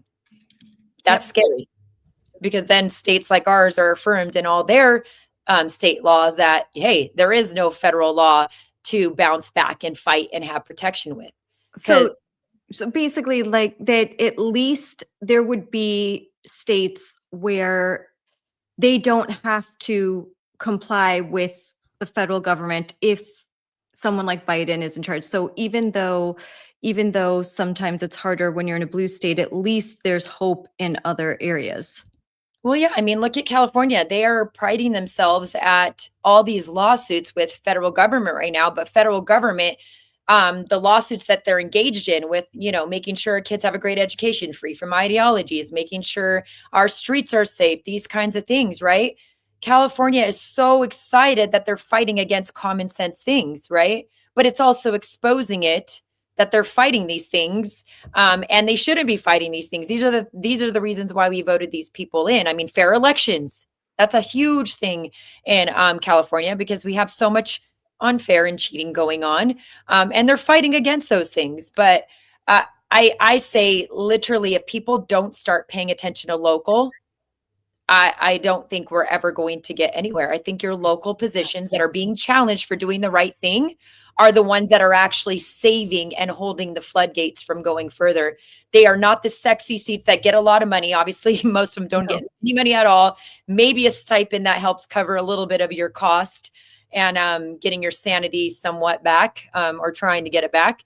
But our local elected seats, our school boards, our city councils, I am begging people to get involved. These positions, look, we can go all day long about how elections are being stolen in your state assemblies, your senates, your Congress.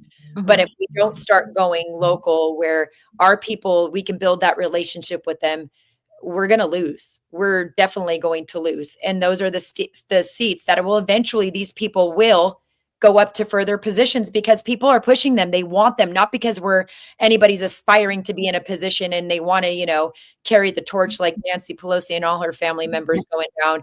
It's actually people who actually are representing people. And that's the way government should be, right? You are your representative, not your special interest groups voting in your representatives. Unfortunately, in a lot of states, special interest groups hold those seats. And that's where the only way to break the barrier is to get into your local government and pay attention to those seats. All right. Shannon, your take. Sure. Well, I'm with Sonja. Local control should be the focus, but it's not as sexy politically, but it is so important. Most of your tax dollars go to your schools and to your local government. So people should be paying attention, and those policies have direct impact on your family.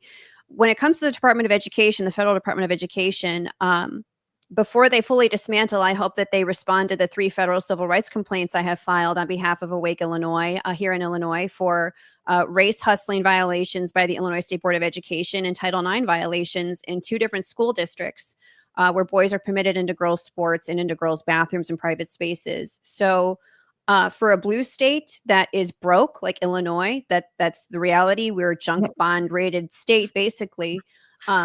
If you're beholden to the federal government and you're in a contract with the federal government to get those funds, then with President Trump in office, I mean, I've hedged my bets that Secretary McMahon and the federal government is going to respond and say, if you are in violation of this contract with our federal government, you will abide by Title IX and by Title VI and all the titles, or you don't get the money.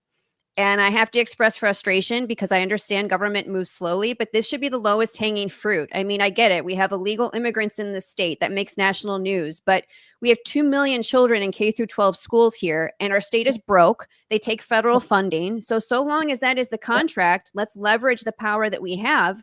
And look, if you're going to take away all the federal funding and leave a state like Illinois to figure it out, feel the pain now, feel it later. But Illinois is broke. And if they're going to be funding woke teacher union activism trainings and all of this race hustling and everything else, then burn it down. And then they'll appropriate funds where they need to. And school districts will have to actually do a zero up accounting like the rest of the world and appropriate money to the classroom and to where it's going to actually educate our children and not indoctrinate them. So again, I look forward to seeing our 3 federal civil rights complaints investigated promptly, because otherwise, what are we talking about? Why are we celebrating that Trump is in office and not Biden if we're not actually going to hold blue states like Illinois and Pritzker and all these woke bootlickers accountable? I'm ready for it. It's overdue. Let me know. Yep. And I was in DC, Linda McMahon spoke, and I think it's honorable that she took a job that she wants to, that she took on a position that she is trying to eliminate. and sticking true to that and starting this process of, and it's not even dismantling, they're just moving departments where they should be right now. So I know you don't have to get hair on fire like, oh, they're just moving things back to where they belong, because there's certain departments that got moved into the Department of Education and they don't belong there, and they could be covered by Health and Human Services, yes. free reduced lunch. Yeah, all of those things. Yes. Sure. But regardless of where it moves to, if you're not going to hold states accountable to the contract with the federal government and civil rights protections, then we're kind of kidding ourselves, right? So harness the power where it can be yielded. And yes, if it goes back to blue states and Pritzker's in office and we have to deal with it, then so be it. I'm ready for zero up budgeting across the board, local, state, and federal. So you got, so I'll put this out there for you guys. So I think this next fiscal year, because a lot of the funds for the prior year were already allotted. So the government the Trump administration could not hold those back. I think he tried in some cases in California, right? And since the funds were already allotted, they had to be released. So would we see the first test of withholding funding now this next fiscal year? Is that when we can see that there's going to be states that are going to put in their budgets, they're going to put in their requests, and now it will be up to the Trump administration? I don't know, maybe you guys would know better about the timeline. I have no idea. I would hope that's the case, Scarlett, because again, why did we get President Trump and Secretary McMahon in there, right? We really need their help. We need their air cover in states like Colorado, Illinois, California, New York, Minnesota. I mean, I could go on. And so there's a lot of hope. There's a lot of optimism. Some communication would be welcome. And look, when you have Newsom and you have Pritzker and you have these woke governors setting their sights on 2028, show us some air cover now. Let's start getting some momentum and some wins and some rhetoric that's going to say, hey, these, in Illinois' case, 2 million children in K through 12 schools. We want you guys to get the federal funding, but you're going to have to abide by the title protections of students or else. I'm ready for that message. Sooner the better. Erin, imagine, so you do this, you're in Colorado. So we have to be real about what the messaging will be. If the funds are withheld, like universally statewide, now it's an election year, and Democrats, we can't feed the children. We don't have school lunch. We don't have, we can't fund the Title I programs. We can't, for developmentally delayed kids with IEPs, 504 plans, they're not getting the funding. You know what they'll do. So you withhold funds, there's going to be that risk of we lose a whole messaging war. We just kind of went through that with the government shutdown. So Erin, I'll let you answer first. Erin's back. Hi, Erin. Thanks. I had a kid pick up. So we're back. So there's a 5-year-old in the background. So Colorado's a unique position because they anticipated this and already accounted for the loss of federal funding. And I don't know how it works in other states, but in Colorado, less than 10% of funding in our schools comes from the federal government. It's primarily state and local funded. So they actually on this past election cycle put on 2 resolutions, LL and MM, that actually, and everyone voted on it. In November, we voted yes, that take our state tax dollars to pay for meals for every single child in the state, whether or not they need free lunch. So the taxpayers of Colorado continue to vote for these things. It's the same with the local level when they put out a mill levy request, and all of my community members vote yes on the mill levy and just give them more of our local funds. So Colorado anticipated this. It was the same with the Medicaid funds. They put in a bill at this last legislative session that put our state taxpayer dollars towards transgender procedures in anticipation of the Trump administration cutting those Medicaid funds at the federal level. So I just urge people to pay attention to what your state is doing and be prepared in states like Colorado and Illinois and California, because they know they're going to lose federal funding. And what we've done is thumbed our nose at the federal government and said, go ahead and take it. It's less than 10% anyway, and we'll just get these dummy taxpayers to account for the money that you took away from us. So they're almost like digging their heels in and doubling down and giving their middle finger to the federal government and screwing those of us who are state and local taxpayers. And like I said, people continue to vote for this. So be prepared for that. They were one step ahead of the federal government and the Trump administration. We give every student the same thing. California and Colorado constantly link arms. Yeah. And, well, in Wisconsin, there would be uproar to lose federal funding because we do have we still have Republican Assembly and Senate, and so they've kind of they've held the line even with Tony Evers as governor. So we're kind of just in this standstill. Nothing moves. It's just a stalemate. So things aren't getting worse, but they're not getting better because every innovative piece of legislation gets vetoed. And then what the governor tries to do doesn't get passed. So we're kind of in this place, but the Department of Instruction, the head of our Department of Education, is not appointed, someone who is elected, and she is she's terrible. She said pronouns save lives. She's very, very woke, and she will not go into compliance. The governor's not going to agree to get the tax credit from the big, beautiful bill. They're going to hold the line on all the things.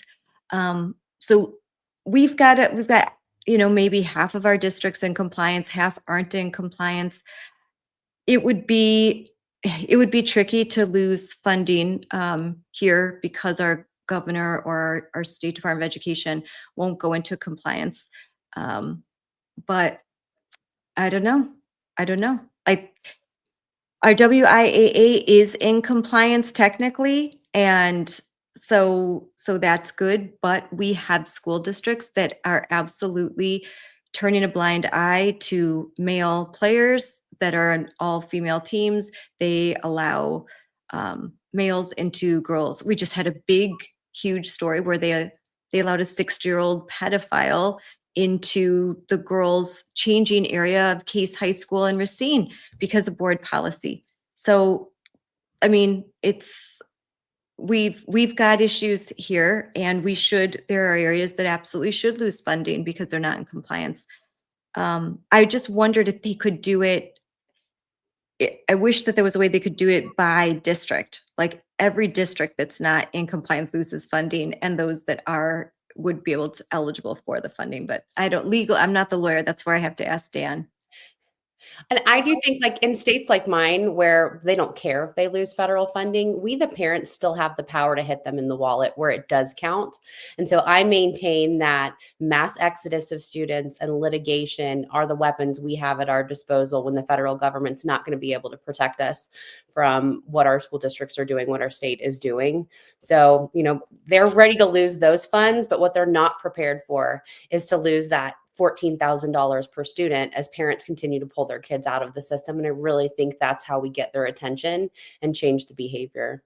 So are you guys seeing that in your state? Because it's happening here in Wisconsin. Are you seeing an exodus, that the numbers that, they do that first Friday count, that every year they try and say, oh, this year it's going to be different, but they are losing kids across the board. Yeah, they're bleeding enrollment in Illinois.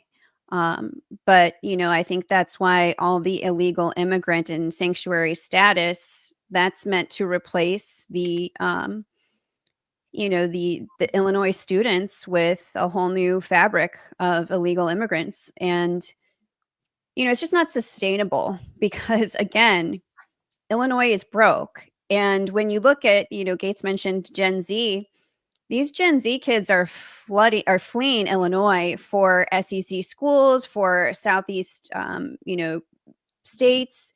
Yep. The taxpayer base is just fleeing the state of Illinois. So, yes, up to a certain degree, they're going to want to see enrollment go up. But that's why they came after homeschool with House Bill 2827 in Illinois, because they saw that that's the fastest growing education sector. And also these pods and these co-ops. So they want those kids in government schools. They're losing their cash cows. Yeah. And you mentioned lawsuits. We have families that are now filing in federal court in Illinois for Title IX violations and for other infractions of parental rights. And so I do think that coming at them from all angles is just where we've arrived to. And I think it's a shame. But, You mentioned the messaging. I think that's a very important part in a midterm election year, where who's going to come out with the best messaging? And I think that President Trump's administration, just like he did with a lot of the Title IX stuff when he was campaigning, leverage the people in blue states who are fighting this. Leverage Sonja, leverage Erin, leverage the faces and the voices that have been fighting this from the ground level. That's going to be key. It really is. And I think you can call a massive bluff against Newsom, against Pritzker, against all of these radicals, but leverage the grassroots. That would really be my advice, Scarlett, is if you want to win on the message, you're going to need strong messengers. And what better than the people who have been in the thick of it, than the families that have been harmed by these policies and by institutions that have failed our families. So I think that's really going to be what's key, because we have momentum on our side. And I think we have incredible victories that can still come about for all these kids, but leverage the good messengers. I agree. And there were a few bright spots in November, very few. And there were some school board races.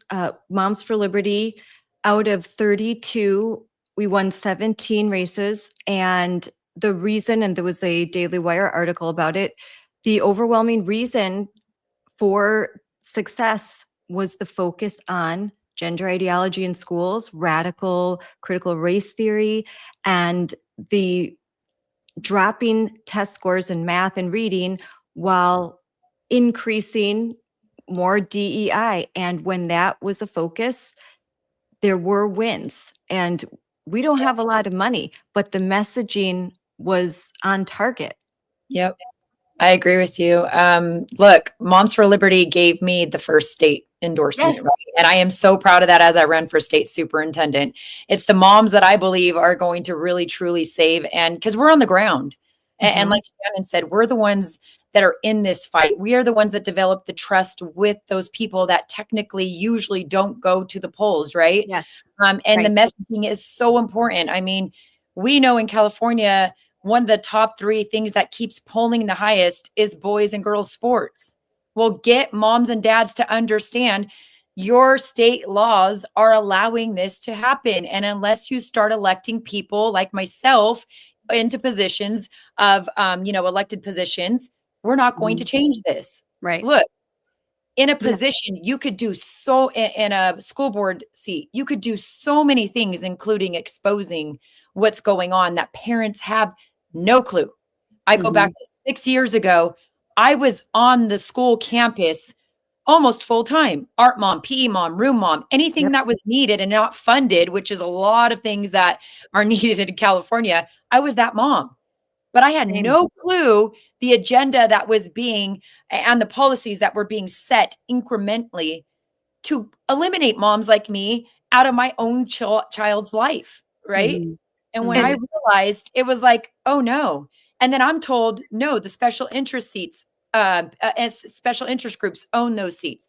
Look, they spent $150,000 on me how many years ago? 3.5 years ago. And we have been the biggest thorn in their side. We need to start banding together. Local is where you win the elections, but local is where you're going to make the most impact right now in what we're dealing with. Yeah. And then we move up. Look, I believe California in 2026, June, it's the only constitutional seat that California allows to win outright. We have 7 complete leftists that came out punching and saying that they are going to allow boys and girls sports. I am so glad they did that, because in June, we're going to get the 50+1 if all moms and dads band together and get their butts to the polls and show we are a force to be reckoned with. And guess what happens to the rest of the nation when you have a state superintendent like in California? Like you guys know, Colorado, Illinois, come on, you're my battle partners when it comes to crazy. We all compete against each other, or at least our. Oh, she's frozen. Here, we'll get back. We'll get back to. I was just kind of going through. I said Daily Wire. It's Daily Caller. What motivates people? School board winners say gender policies drove big gains, and so it's still the message. And I was just talking in DC to. I I spoke at a center right coalition, and there's a big group of people that they network, from all over DC, different organizations, different campaigns, all that.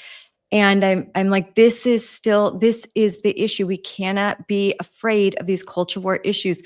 Yes, crime is a big issue, illegal immigration, yes, but we have to focus on these bread and butter issues. We have to focus on the economy. We have to focus on what's happening with Gen Z and opportunities, but we have to talk about what's happening in education. It is a crisis. We are in a crisis. Our kids, our graduating seniors, can't fraction beyond 2. Okay. Like, they read the report of what's in California, and it's the same everywhere. I've talked to professors in Wisconsin, professors in Minnesota. They have said that they have to spend the first 2 years doing remedial training of college students. So basically, the first 2 years of college have to be the 4 years of high school that they never got. And these are kids that went to good schools. If your kid is really bright and in an honors class and taking college credits, they will come to college prepared, not over prepared, just prepared. It used to be, when my son graduated, he had 33 college credits. He could graduate college in 3 years. That was 2017. Things have changed that much in less than a decade. This ideology is absolutely, it's a cancer. It just kills. It's a virus that just kills an ecosystem. And it's so easy to take things down and really hard to build things. I'll let you guys respond. I just feel like the emperor has no clothes with this issue. Like, our first step was to expose, and we've done a really good job of educating each other. 5 years ago, if you'd asked me what's my biggest hurdle, it's willful ignorance and apathy from parents. But I really think they're starting to wake up to this issue. When you see the polling, it's like 90-10, even from the New York Times. Mm-hmm. So it makes sense that this was the issue that drove wins in the school board races, because parents have paid attention now. They're over it. Even the kids are over it. They're over having LGBTQ shoved down their throat. The young men, especially, I have this theory that it's like so mainstream now that teenagers are by nature rebellious, that it's now the rebellious thing to be a conservative Christian teenager. Like, they're over it. And we have to continue to drive these issues, because they, as we've said, they have stranglehold on our school districts, but parents have had enough, and they're finally paying attention to it. Yeah, we are the rebellion, the counterculture. We are the counterculture. I mean, everything else, it's like it's so forced. I mean, Disney, like, there was some other good news. Disney announced that for the first time in 9 years that they've eliminated DEI, and hopefully they've looked at their profits and they've seen, those numbers go down. Their movies, just they're not good.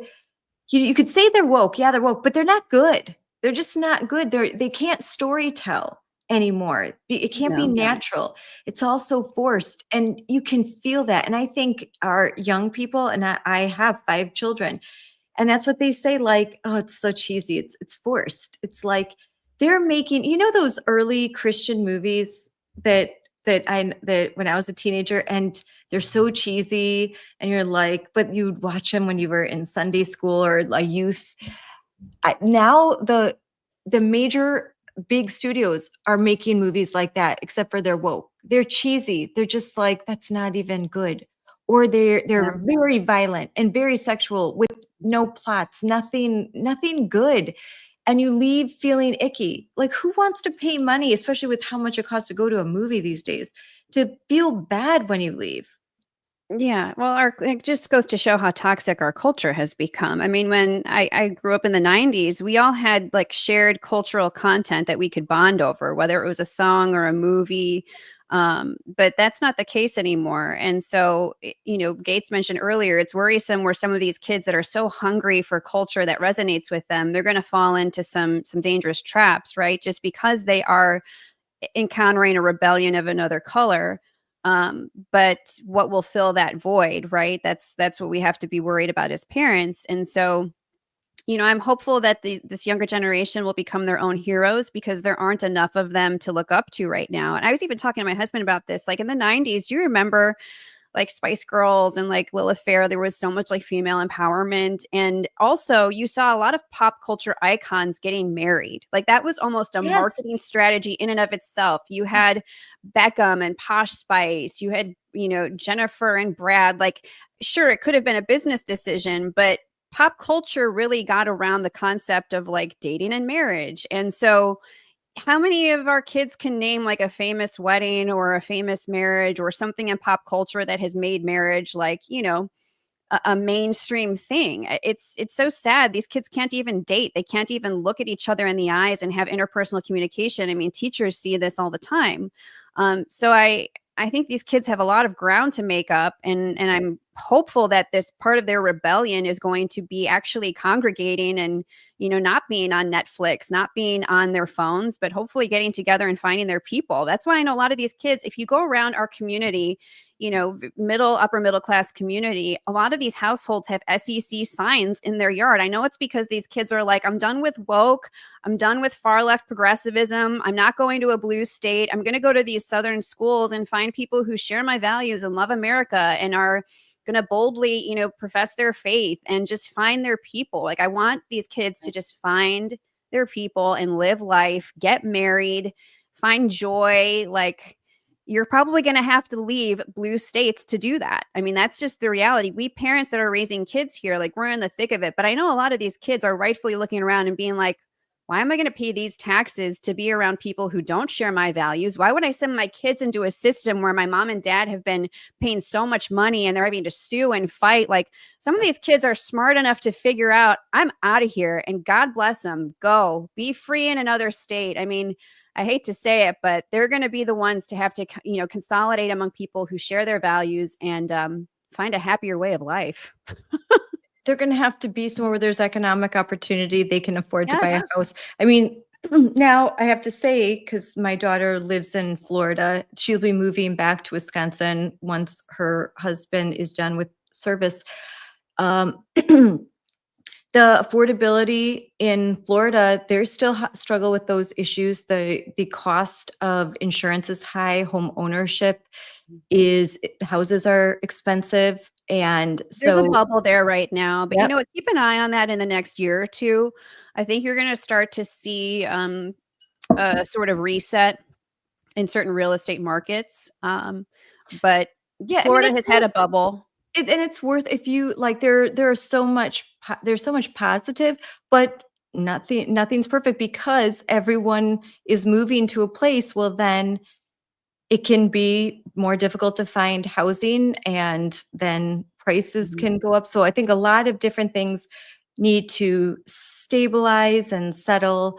I'm very anecdotal, but in my area, we are finally seeing homes that first-time home buyers can buy. They're coming on the market. They're coming online. And I know, because we're just eyeing things for my daughter. So this is the first time in a few years where finally some fixer-uppers, some smaller homes, some starter homes, they're coming online and the prices are getting more reasonable. So I think it's a good sign. And once most of these kids though are going to need help, Scarlett. Most of these kids are going to need help from their parents. I mean, that's just the reality. And the ones who don't get it, they're forced to go to red states. It's just that the taxes in a state like Illinois, like where we live right now, I don't know how a young new family can afford a home. I really don't. I think it's nearly impossible unless you have your parents helping you. And I mean, John and I, we built up our capital. We bought our first home in Arizona in 2006, 20% down payment. Do you remember what happened around that time? The big real estate bust, the bank bust. Yeah, we were surrounded by dirt lots. I mean, we were fortunate to recover, but I don't know how kids today are going to do it without help. And I feel for them, but they're going to have to leave blue states. I mean, again, the taxes are ridiculous. Why would a young person want to start out with all of this debt? It's stupid. It's absolutely stupid. The first house we bought was in Virginia. It was an adorable brick, 2-story, 3-bedroom, 1.5 bath house for $120,000. I mean, can you imagine? Like, by They're done. And we have to stop putting them on this conveyor belt of you must go to college. And I'm starting to see that 100%. happen, especially, I mean, AI is a big factor. Like, we need to be encouraging our kids to go into trades. Why would you want to start your life out with $200,000 of debt? Like, that is no way. Of course, you're not going to be able to afford a home. You can't, you're $200,000 in debt. So, and I think actually Linda McMahon has this at the forefront of her agenda to really push the trades over higher education, because that entire system is hijacked. But we as parents have to do a good job of making sure our kids understand you don't have to go to college, that there are only certain professions that require this path. In fact, I'm encouraging my sons to go into trades. Yeah, that's a big shift right now. But I will say, talking to corporate recruiters and HR, until companies start shifting their hiring model away from the 4-year college, most families still encourage their children. It's like pay to play. You know, it's the cover fee to get into the club for 4-year college degrees, until corporations start really breaking out as outliers and saying, hey, you know, we'll give you an apprenticeship for skills, for training. We will, we will break the mold of the 4-year indoctrination campus. Until that happens, a lot of families still tell their kids that they're going to have to pay the cover fee to get into the club, which is the 4-year college. But it's not for everybody. And, you know, you look at when I was younger, you either went to college or you bartended or you went into the military. Like, those were the 3 things. But now it is becoming more mainstream to go into the trades. And I would hope that school board members can get creative here too and start welcoming the trades into their career fairs and into some of the programming at schools, because high school kids at this time of year, juniors, seniors, are starting to get stressed. And if college is not for them, they are going to get depressed. They are going to get anxious. But if they have a pathway for career success, we do need trades. I mean, HVAC, plumbers, they are printing money. And sometimes it can be a little political. I get that. But you have a skill, you're going to do great. Yeah. A 4-year indoctrination, 6-figure degree in English, stupid. Yeah, they're trade schools, community colleges, alternatives. I will tell you, as a school board member, I'm glad you brought that up, because I have my parent point of view, but I also have a school board member point of view, and it's not funded properly, but I do sit on as a commissioner member for technical career with 3 other districts, and it is hard to fund the program. But I'm going to tell you 2 different pathways that you can give to a student who might be 4-year bound. Like, let's take an example of a student that came, he's 3 years into a 4-year, but through our program, he was able to get his certificate in the field of pharmacy, right? So we partnered up, and, you know, everything was paid for, his background check, everything was paid for, and he was certificated to work directly in the pharmacy. So while he's going to a UC now to become a pharmacist on that pathway, he's also working across from his UC at CVS. And they are all like, where did you get this? How did you get this at such a young age? And it was through the school district and the programs that we offer. Now let's take another pathway on a child who child, because they're in high school, they're still a child. He's a young man now, but that isn't 4-year bound. And we keep telling them they're 4-year bound. We can have them certificated. Even girls who want to be beauticians, or, you know, guys who want to work in UPS, FedEx, plumbing, electrical, whatever it may be, there's pathways to get them certificated. So right after high school, they are going into these trade unions, and they are making a livable, healthy wage. Even, I mean, in California, I mean, it's hard, but they are right out of high school. I mean, these are things that need to be talked about, because they are pathways. I have my own daughter. She refuses to give up soccer, but she also wants to be a firefighter. Well, guess what is the best way? Our community college. She's in a competitive soccer program, but she's also taking her fire courses. And you know what? Let's just say in 2 years, she decides to go to a university. No harm done. She's got her general ed done, paying pennies, right? We're paying pennies for it, maybe a couple $100 a semester, if that, just because of books. And then she gets into that. I'll take our superintendent, who makes a pretty nice wage, in California. We're talking, with benefits, maybe, close or over $400,000. Guess where he went first? community college and then transferred in. He paid pennies for his doctorate degree because he went a different pathway instead of going directly into a 4-year. This is people who are, setting up and responsible now to give kids the same pathways that show success instead of throwing them into a 4-year that, unfortunately, most of our 4 years, especially in California, are training kids to, learn how to hate America and burn down their own beautiful universities here and destroy them. You're putting them on a pathway to success. And it's not to say a 4-year is bad, but let's put them on a pathway depending on what they want to do, instead of being in a 4-year for, who knows how long, changing how many different things, and then becoming loaded with this debt that they'll never, ever pay off. I mean, I'm telling you, I'm excited because as a mother, I could say, hey, I encouraged my daughter. She got accepted into the most beautiful Christian universities, right? And it was like weighing it out. And I got to sit with her in the process and say, okay, well, this, that, the other. And at the end of the day, it felt good that she told me it felt good she was accepted because she was a 4.0 student and, an athlete.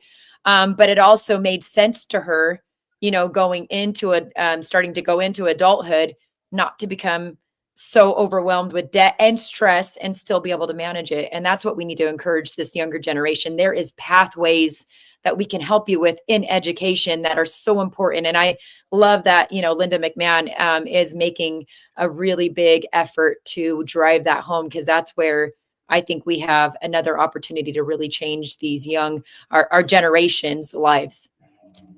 I agree. That's a really good point. What the Secretary of Education is doing, focusing on that the 4-year degree. I mean, I was just talking to a couple of friends that have freshmen in college right now, and the amount of partying and the sorority and up to, really, we're like, so kids have an experience. I don't need, now that I'm down to, I have 2 graduating, one that is doing just that. She's going to a smaller college not far from our house, and she stayed at home her first year. She comes home all the time, and she has an internship, and it's sort of like a commuter, like she's treating it almost like commuter school. Like she's there because she has to get her degree so she can go to law school. That's it. Like has a few friends and stuff, but she's not looking at it like this is my social scene.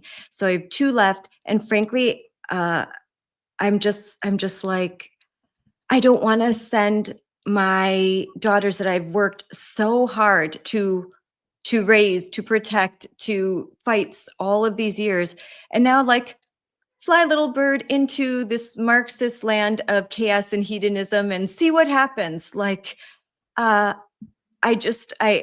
we're really scratching our heads. Like, what do we do? Because she's really bright, but my one that's closest to graduating, my 16-year-old, and she says she wants to go to medical school, and I'm just like, oh, I just the thought of, it's so much worse now. The thought of sending another one off to college, I want to go into business, and I wish there was a pathway where there was a internship. Like, you can go to school like a trade, and then you're an intern, and you just get right into working and building your life and being an entrepreneur, and you don't have to, waste so much time. We in college. There were so many classes I took that I absolutely didn't need at all. I could have done it in 2 years. 2 years is all I needed to get my pre-law degree and go to law school. That's it.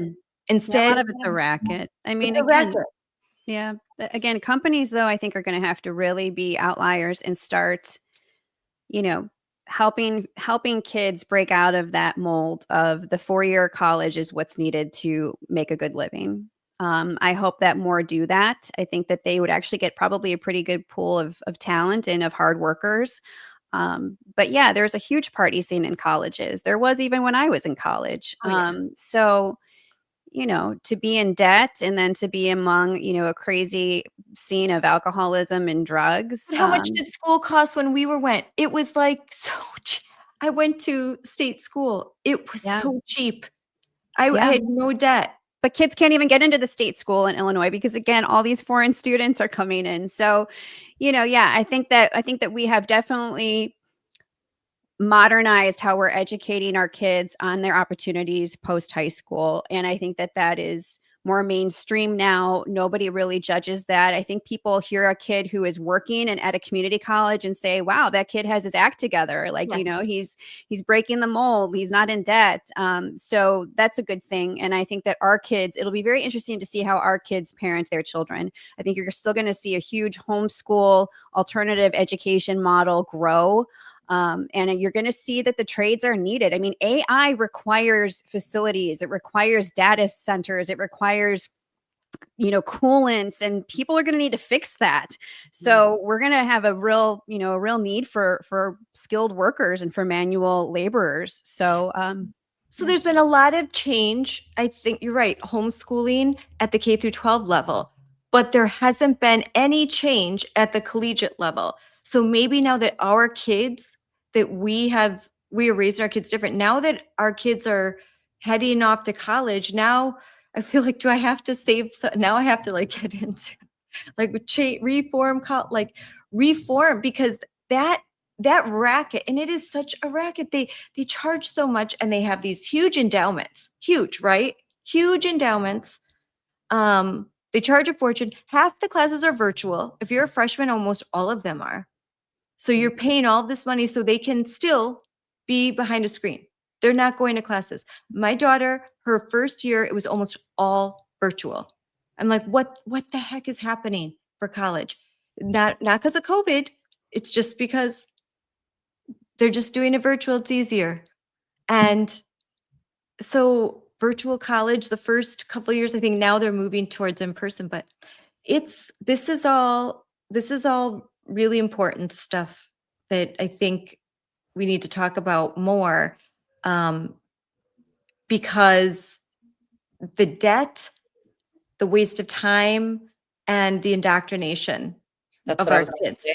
The indoctrination. Brainwashing. Yeah. This whole generation. I mean, I just keep telling people, fight the good fight. A lot of us can get in there, learn how it works, learn the opportunities, get in your communities. That's where you have the biggest voice. And then that's how it changes. I really believe that in my heart, because again, I'll go back to, I didn't even know what a lot of these programs that we could be focused on were until I got into that position. And I'm like, why are we not doing this? This is our job, is to provide these pathways to these students and not set them on a pathway of failure, right? Because again, we're sending them into these universities that they're going to load themselves up with debt. And most of them come out with degrees that they're not even going to use. You just said it, Scarlett. You took classes you didn't even need, that you spend a lot of money for. And again, 1 in 8 of those students are going into these beautiful schools, not even knowing basic math and reading. This is why we keep fighting the good fight, because this is insane. And I remember maybe 20 minutes ago, you brought up the cultural war thing. We didn't wage this war. They waged the war. They continue to wage the war. They call it a cultural war to try to quiet voices like all of us on here right now, Erin, Scarlett, Shannon, all of us moms who are fighting the good fight for basic things that we just were like, what in the world? No, you're not going to tell my kids sexually explicit things. No, you're not going to hide secrets from me. And no, you're not going to tell my child that is a girl that she could be a boy, and vice versa. She has to let a boy in her private spaces. Heck no. That is the war that they started. We are going to finish. And you ain't going to stop any of us unless you put us on a stretcher, because our kids are worth fighting for. And one day they're going to look back and say, it was moms, not the politicians. It was the moms that got their hands in there and they came out winning, because look at us. Now we know this beautiful country that our moms were fighting for on the front lines, and dads, and mama bears, papa bears. I agree that we all need them. I couldn't do this without my husband, but I'm excited to be in this fight with you guys. I love you ladies. I unfortunately have to leave to another meeting because my day is packed, but I appreciate you guys. I mean, I can go back to how many years ago each of us have met, and look at us. We're not out of this. Our lips aren't even bloody yet, as my friend Steve Lucy says. So I hope this all terrifies the enemy that we all know each other and we work together. Oh gosh, strong in numbers. They have a map and they connect all of us. I don't know if you guys ever seen it. It's Yes. so beautiful. I'm like, thank The you for string. showing me how much we are connected and linking arms throughout the nation. I am so glad you reminded me on a day where it gets really ugly and another threat came in or somebody's in my face in the grocery store. But thanks for reminding me about the Scarletts, the Erins, the Shannons that I know will have my back in a minute if I say, hey, ladies, get over here. I need you. Or you say that and we all meet together and we fight the good fight together. So I am so glad they do that because it's a reminder every day when things get rough and hard. Love you, Sonja. Bye, Rooting for you. Sonja. Thank you for coming on. Thank you Fighting the for good all fight. you're doing. Yes. God Love bless. you. Take care, Sonja. After Thanksgiving, we'll do again. We'll just keep doing stuff like this because on Fridays, like it just like get on, talk. It's we were like at some point this was like number one. It's for the live stream. So we're right now. Look right now. We're number 2 right now behind Mario. I can't Nuffall, who has a huge account. So like Great that's work. It's great. Keep it up. what we're You're doing amazing work, and these are good conversations. And it's just going to be regular people that save their own families. That's really what it comes down to. And we can leverage certain power brokers along the way, but it's going to take regular people with courage to keep talking and to just speak like normal people to these issues. It doesn't take a college degree to do it. It doesn't take a savant. Just takes people who care about their families and care about this country. So I'm grateful to connect with you ladies, and I'm grateful that you had me on, Scarlett. I'm going to have to scoot as well. Yeah, but I want Erin, I want you to give your closing words. Yes, I just want to emphasize what we've said all along, and that's the most impact anyone can have is in their own sphere of influence. And just again, to echo what Shannon said, we're just regular moms. There's nothing special about us. We just happen to have this particular platform, but really the most impact anyone can do, it's local, it's with the people you know, it's in your community, and band together. Like we have so much strength in numbers, the coalitions that are being built within our states of organizations, grassroots organizations working together. That's where our power is. Yes, great. Thanks ladies for coming on. I feel like I could do this all day. I know you could. Keep going, Scarlett. I know I could be like, bye guys. Now Keep going. But thank you so much for all I you have to go do. pick up my daughter too, so it's a good time. And Thanksgiving. So we all have, I'm sure, I'm like, oh my gosh, Thanksgiving's next week. I have so much work to do. So we got to get to our holiday planning. But thanks guys for coming on, especially right before the busy holiday. And we'll do this again. Like I want to make this regular. I don't want it to be so structured. Like let's just get on and talk because hey, doing that, we're beating a lot of big organizations. Just regular people are tuning in to listen to regular moms that have fought, and we're talking about real things, and we can talk about it just honestly because we're not beholden to anything. We can just tell the truth. So, and we cannot be canceled. No, we cannot be canceled. All right. Bye guys. Bye. Take care, everybody. God bless. Bye. Bye, Erin. Thank you everyone for watching this live stream. I am going to air it again tonight on X. So because it's so good. And I know that there's going to be a lot of parents that are working right now or they are with their kids. So we'll re-air this. And so if you know of someone that you think, oh, they would have loved to listen to this conversation, be sure to let them know that I'm going to air it again at 8:00 Eastern time. And I will air it exclusively on the Moms for Liberty X account. And that's at Moms for Liberty. And then we'll have this up on our YouTube channel. And I should put some of this stuff up. Let's see. So the Moms for Liberty YouTube channel at Moms for Liberty. So that will be there. And on X at Moms for Liberty, we'll re-air this tonight, this conversation, because it was just awesome. It was great. Had on these powerhouses. We had legal advice from Dan Lennington. We had Gates Garcia hop on from Florida. Sonja Shaw, who is just doing amazing work. And as she said, she is the first statewide endorsed candidate for Moms for Liberty. We are endorsing her in her attempt to bring sanity to California and become the first sane head of the Department of Education in California in a very, very long time.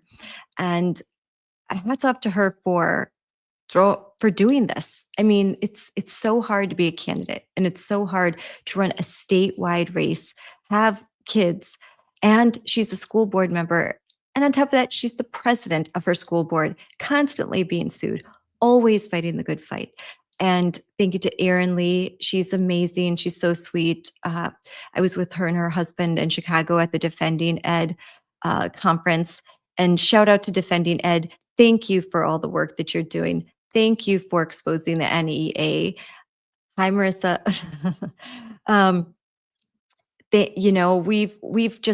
We've got such an excellent group of people, don't we? Like, we all work together collaboratively. Moms for Liberty, Defending Ed, Awake Illinois. We have the Wisconsin Institute for Law and Liberty, and he mentioned the litany of other public interest legal firms that are just doing so much work. America First Legal, Southeastern Legal Foundation, Kim Herman. There's so many great warriors, so many wonderful people that it's hard to list them all. And I'm very excited to hear that my friend January Littlejohn, that her case is being considered right now at the Supreme Court. Crossing fingers that they will hear her case. They'll hear oral arguments, and there's I won't even pretend that I'm a constitutional lawyer, but we will have Dan on again after Thanksgiving, because I want to talk to him about the outcome of Littlejohn. I want to talk to him about the two very big cases coming up. There'll be two cases in January that will deal with the male athletes invading women's sports. And I want to hear his opinion about those two really important cases, and about the NEA charter, which is something that at Moms for Liberty we are actively involved in. We want the NEA federal charter to be revoked. They have a congressional charter, 1906, established as a professional organization for teachers. They are overly political. They've strayed from their original purpose, and we need to remove this special federal endorsement and the unique privileges provided to the NEA, considering the fact that it's just revealed that they are actively trying to recruit kids to become transgender or gender expansive, and that they specifically say that if you are a Republican or you voted for Trump, you are a villain, you are a bad guy, and they're going to come for your children. So there's no reason why the NEA should hold a federal charter. That is absolutely wrong. And there is a HR 4595, the National Education Charter Repeal Act. So I want to make sure I have that information right, but we definitely support the repealing the charter for the NEA, and that's a no-brainer. I mean, Becky Pringle, I mean, seriously, she in June, she looked like she was losing her mind at the last conference. She makes, I'm looking it up right now, she makes $500,000 a year. For what? What does she do? Every year, the test scores get lower. Every year, our kids are less prepared for college. They're less prepared for the rigor of adulthood.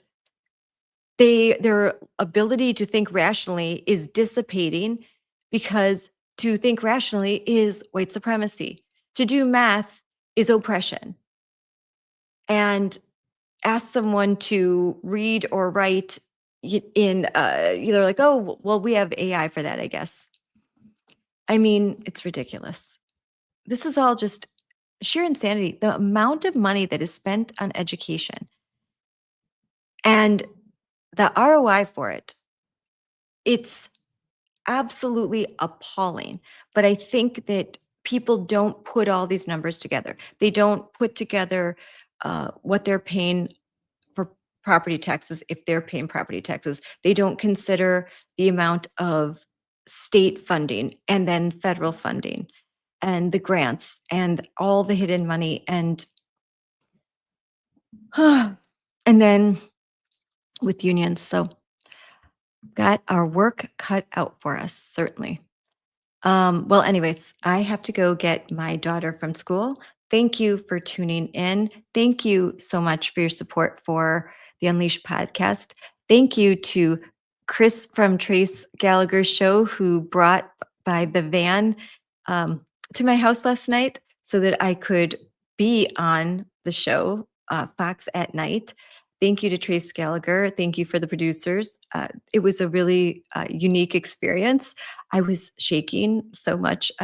It was unusual, but it looked good. And I should be getting a clip soon, and I'll air that. But we discussed in a much shorter form. We discussed the NEA and we discussed what's happening in schools and why our kids are graduating and they cannot do basic math.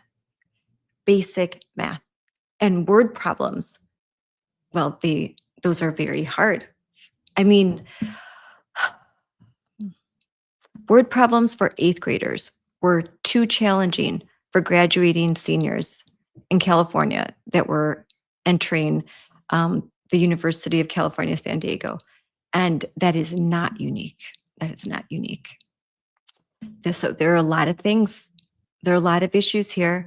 And if you're running for office, hello, these are issues that could break through the echo chambers and get people to think, And so, very important.